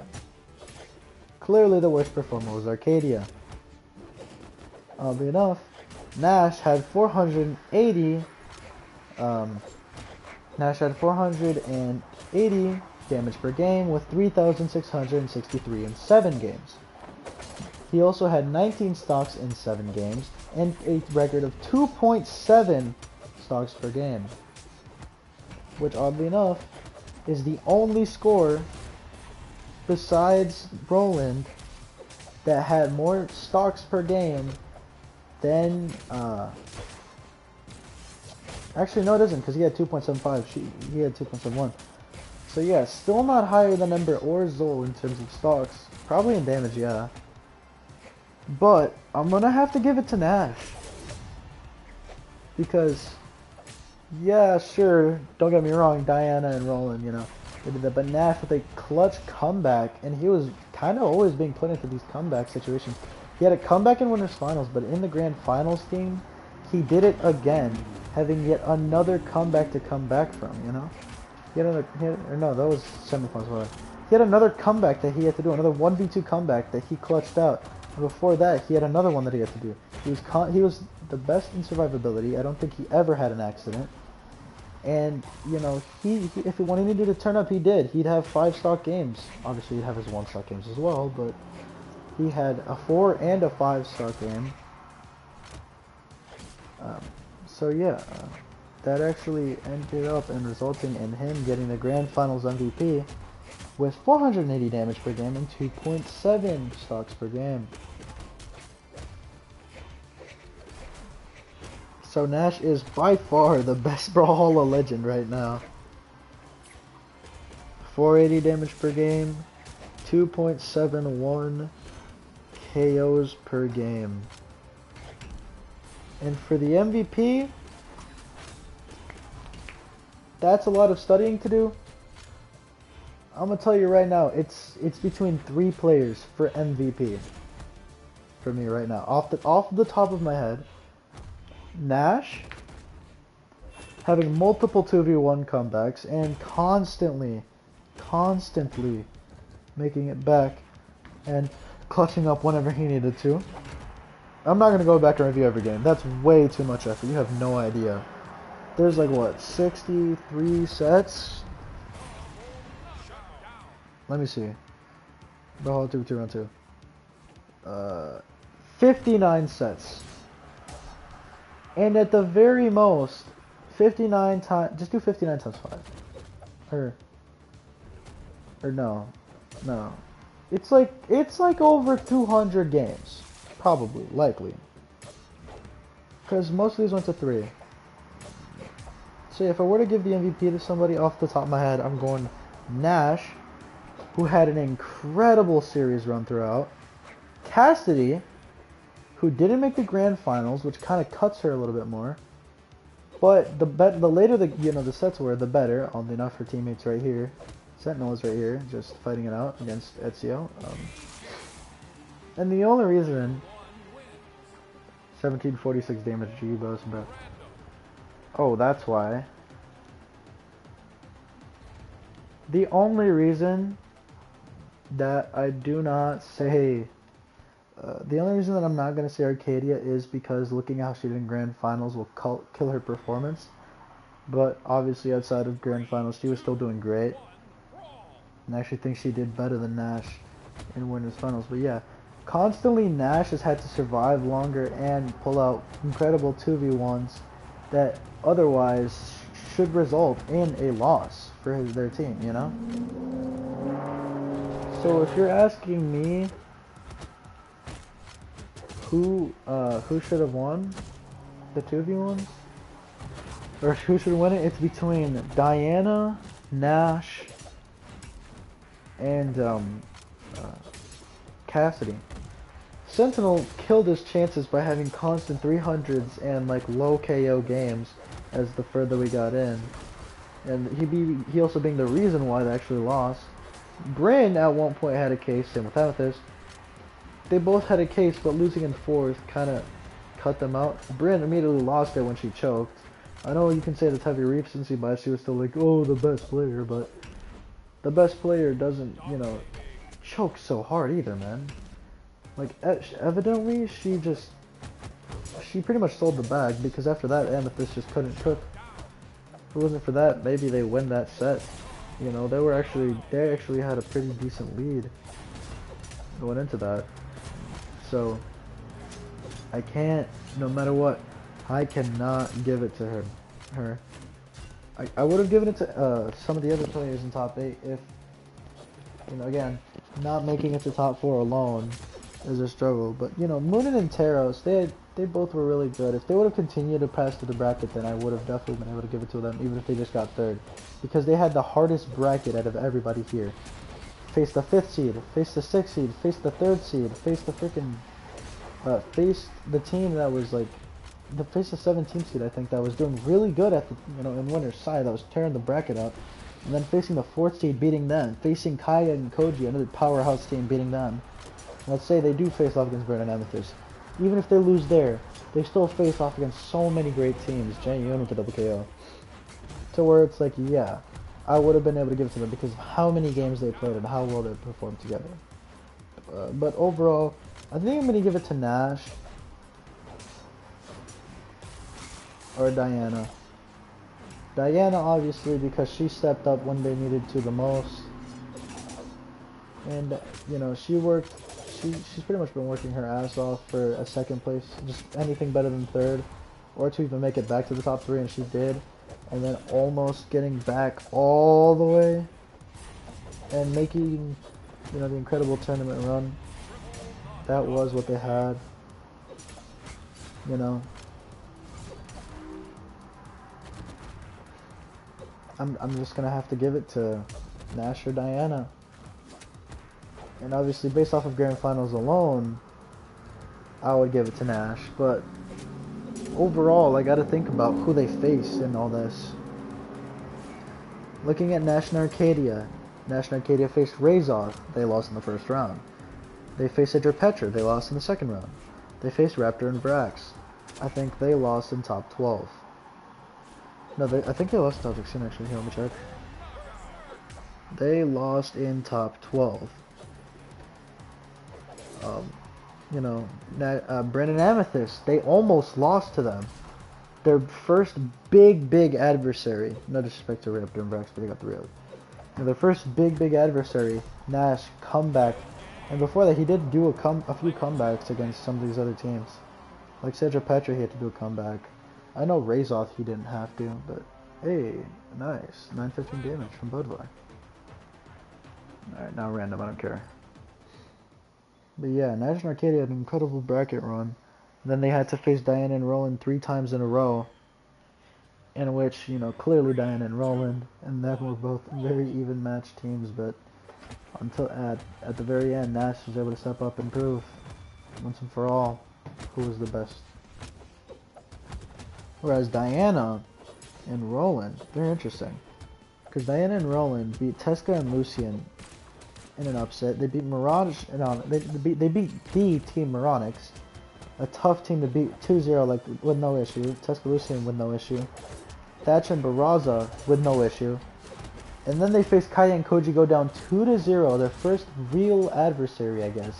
Because they actually, you know, the first time they dropped a game, and they dropped 2 games, and then they make the miraculous reverse 3-0 over the double bow Kaya Koji. Kaya Koji didn't win another game.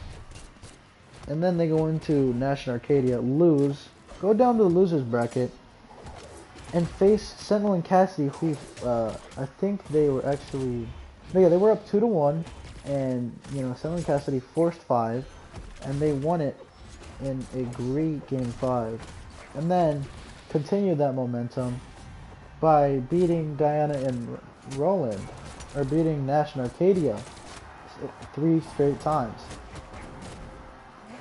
And like in these games, Diana, in the first 3 games, Roland was by far the better performer. 3.6 KOs per game, you know, at least in the grand finals, you know, winners losers split before the reset. He was evidently better, only doing around 30 to 40 less damage, but having a full KO and a half more.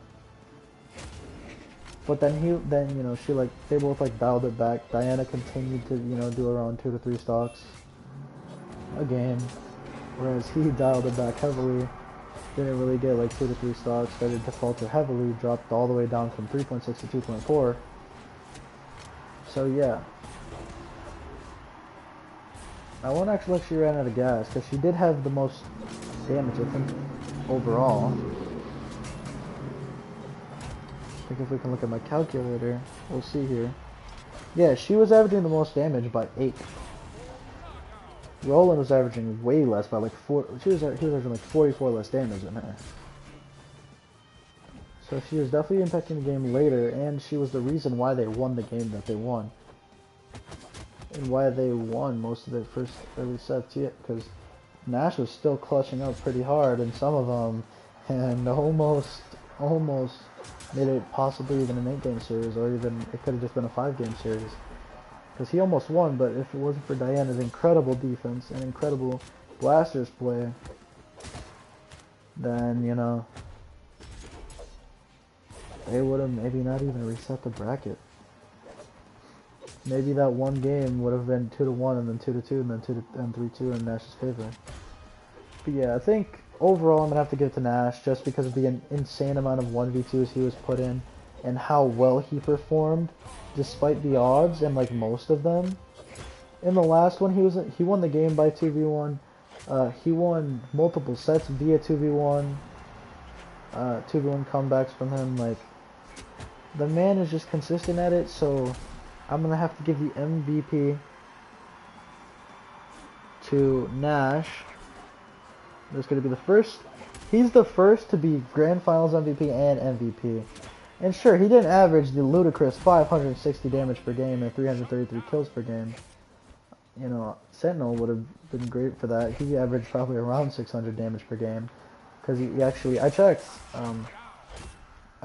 like while I was silent, because that was what I was silent for. I was eating pizza and checking something, so I was like, yo, I need to know who's like doing hella damage. So I was like, oh yeah, Sentinel's a gamer. And yeah, he was averaging 600 before top 3. Before he started getting those consistent 300 like damage games, he was averaging 600 damage. And those those games killed him, and then he lost heavily and choked hard just by being bad. So yeah.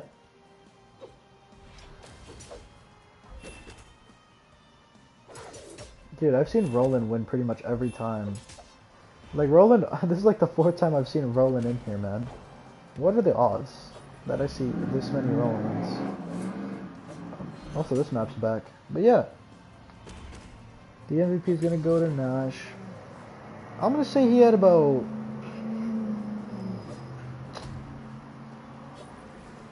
give or take, let's say like 510 damage per game. Like 505 to 510. So let's say like, let's go with like 507 damage per game. Of course, Nash isn't like super crazy about doing damage, he's more about the KO efficiency. And for kills, that can range anywhere from 2 kills per game to 4. Like, yo, he throughout the entire tournament, he was insane. In just top 8, he averaged like in just grand finals alone, he averaged like 2.7. And in, we look at winners finals, he probably averaged more. And if we look at winners semis, he probably averaged even more. Because he was getting a lot of kills. Like, I'm gonna give him the benefit of the doubt and say he had around 3.25. Because we also got to look at those earlier rounds. Actually, no, the earlier rounds he was going even crazier. He, remember, he had more. Okay. I'm gonna flip a coin for 3.25 or 3.5. Heads is 3.25. Tails isn't. Heads or tails? Oh, I'm gonna call. Cringe. Okay, well, I'll just flip a coin. Here, I have a coin right here. Heads is 3.25. Tails is 3.5. And it's... Okay, well, I'm in my hand.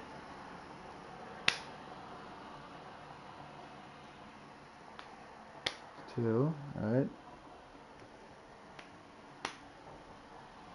2-1. And yeah, it's going to be 3.25 kills per game.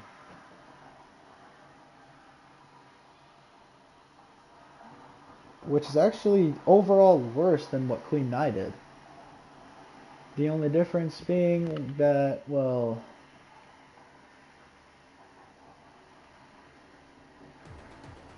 If you must know the difference... Queen Nai averaged 560 damage per game on 3.33 kills per game.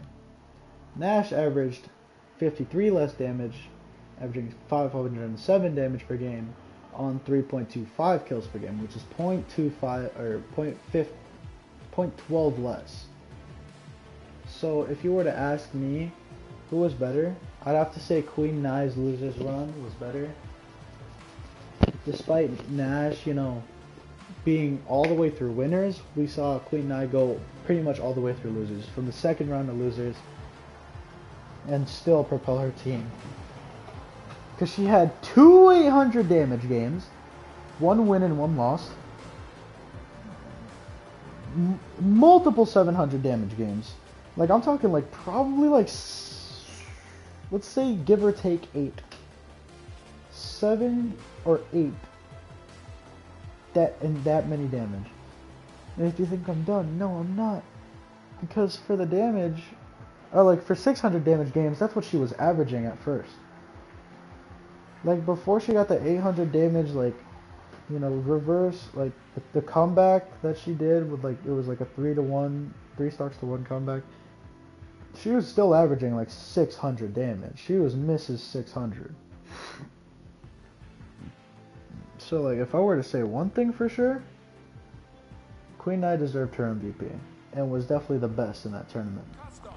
Now then, I promise to name the top 5 in this tournament. Number 1 is always going to be the MVP because, they did the best. And that's Sire Nash.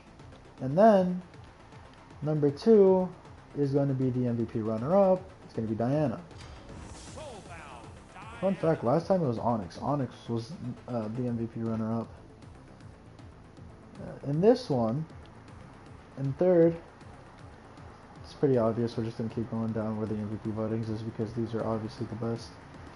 We're going to go with the Syrup Kid. Cassidy's incredible play throughout the entire tournament showed with her 3rd place and the slight improvement. Maybe next time they'll get 2nd, maybe next time they'll make grand finals at all. That'd be great to see. So far, I'd say Sentinel and Cassidy got a stick. Nash and Arcadia definitely got a stick. Diana and Roland, oddly enough, sadly, they have to stick. The top 4 teams will forever stick, and whoever in top 8 that I decide is like, oh yeah, that's actually a good team, I'll let them stick because, they just got into a bad situation like Moonin and Taros. I'll let them stick. But unfortunately, top 12 and on, we're just gonna have to pray.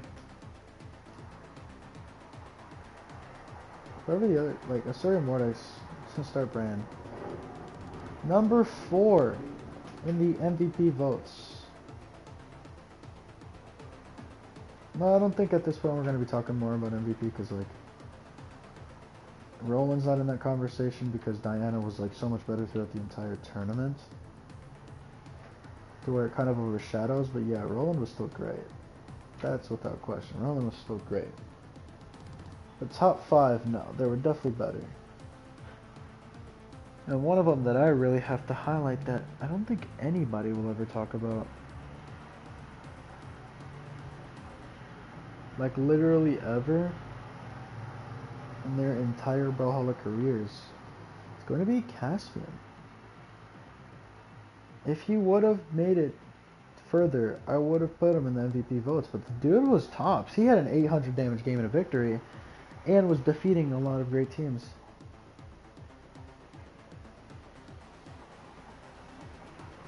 Of course, now let's like actually start being serious. Top 5.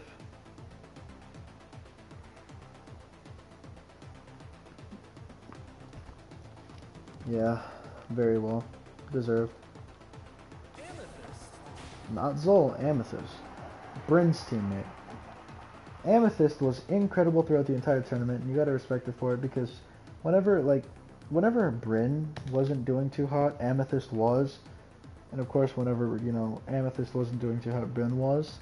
So I would put Bryn in at 5th, but there was just one player that slightly overshadowed her that we're gonna talk about. But yeah, Amethyst probably had around 500 damage per game as well. Maybe probably around 400 because she was fairly inconsistent. But regardless, she was great. Amazing throughout the entire tournament, enough to get 4th place. And if it wasn't for Bryn's Chokestorm, they might have actually been able to, win that set. Force 5. Win it in 5. Maybe even go to Grand Finals. Maybe Diana wouldn't be in the MVP chance. Maybe Amethyst could have won the tournament. Maybe she could have been a champion. Maybe we could have had two different types of Zol be champions. That would have been awesome. And then next, I think we have to talk about it because let's be real, everybody knows that we were going to talk about it eventually. It's Moonin and Taros. Moonin was clearly so great. No, I'm just kidding. It's Kaya. I hate it. But Kaya jumped into the top 5 of this tournament. Because even though, obviously she got 5th place with Koji in a loss against Sentinel and Cassidy. Of course, not here to disrespect any teams, but, Kaya was just such a delightful, team to, Kaya and Koji was such a delightful team to watch. And it only worked so well because of Kaya, at least in the later stages. At the very beginning, if Koji would have stayed consistent, I would have given it to Koji. Because Koji at the the first 3 quarters of the tournament was looking better, whether it was by a lot or a little. He was doing hot, really, really hot. And I'm not going to act like it's recency bias here. He was doing better for the 3 quarters of the tournament. But when Kaya was for the overall better, he was getting, he was getting the kills, he's getting the damage, multiple 700 damage games. But then, in the 3rd quarter of the tournament, Kaya turned it way up. Once it started becoming best of 5s, yeah, Koji was still doing amazing, but Kaya was doing even better, and it was sleeper. Because Kaya may not have been always getting the kills, but she was always 600 damage per. In the best of 5s, when they were winning, it was because Kaya had 600 damage. When they were winning, Kaya had 600 damage every single time. Didn't even matter how much damage Koji did. Kaya always had 580 to 600 damage every single game that they won. And it was so obvious, too, because when you would look at her, the double bow was only working so well because Kaya was, always protecting Koji, always taking hits, always willing to do pretty much everything for her teammate. And at the very beginning, yeah, for the 2-0s, the 2-0s and the 2-1s, Koji was doing better. He was propelling way more. He was being more aggressive. But again, once it started becoming best of 5s, even in their losses, Kaya was better. They were just shutting Koji down to the best of their abilities, and then Kaya was just another being that was just constantly trying to do her best to support and help out Koji's explosiveness and be as explosive as she can whenever she needs to be. it was great to watch Kaya like in a different way than you would like expect. Because normally you're not expecting like, oh yeah, Kaya, that's totally gonna be like amazing, you know. Kaya is such an amazing legend, dude. We're gonna have so much fun with Kaya, dude. No. Like usually it's just boring, you know, bows and signatures. But the way that the bot played it was actually amazing. They played it perfectly to what Koji needed. So if I were them, I'd stick together. So I'm probably gonna keep them together. But yeah, Kaya and Koji are not a team that you want to underestimate because they were actually really good, despite you know not having the greatest kill potential. But that didn't really matter because again, they were finding the KOs when they needed to, and they were definitely getting the damage. But yeah, this is your top 5. Nash, without a doubt, the best in the whole tournament, especially in grand finals. It was really between him and Roland. If they say that instead it was a 3-1 in the other team's favor, you know, or say that instead like they had the exact same stats, but instead for whatever reason, you know, Roland and Diana won, Roland would have gotten it. It was just the fact that they won the tournament that kind of put him over Roland. Because they had damn near the same amount of stocks per game, and damn, you know, tell you what, he had he had 480 damage. He had more damage, but I'm not giving it to somebody like Diana who's getting only 2 kills per game. That's not KO efficiency. 500 damage, 2 kills a game. That's not KO efficiency whatsoever. I just can't do that. That doesn't seem right. Whereas again, on the other hand, if they would have won, Diana would have probably been the MVP. Maybe not, just because I mean, we saw the first MVP wasn't even the champion, just because of how incredible she was playing.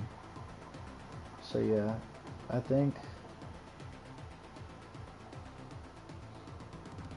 the only thing I can say for like full show for 1000% facts is if it wasn't for how like Nash was constantly being put into 2v1s and winning them, keyword winning, I don't think that Nash wouldn't have been the MVP. Because it would have probably just been like good wins. But it's the fact that he was constantly being put into 1v2 situations because Arcadia just doesn't have the defense to stomach it. And then he would clutch them out for his team, multiple of which won the set for him, and one of which won the tournament for him. Tournament winning, and it was just happening throughout the entire tournament. Diana got second place in the MVP votes because she was amazing overall throughout the entire tournament. She just couldn't get over the hump of being the champion. Cassidy would have been the MVP and the best if she would have made it, you know, all the way. Of course, I'm going to tell you right now, she'll be the second seed into the next tournament, not Diana and Roland, because she had that 4th place finish. That's what happens when you place good the first time. That's why Arcadia, despite, you know, 1st and 8th, they, you know, a little bit more recency bias here, they won. Amethyst, you might need to find a new teammate because, yeah, Bryn is selling you. Completely selling you.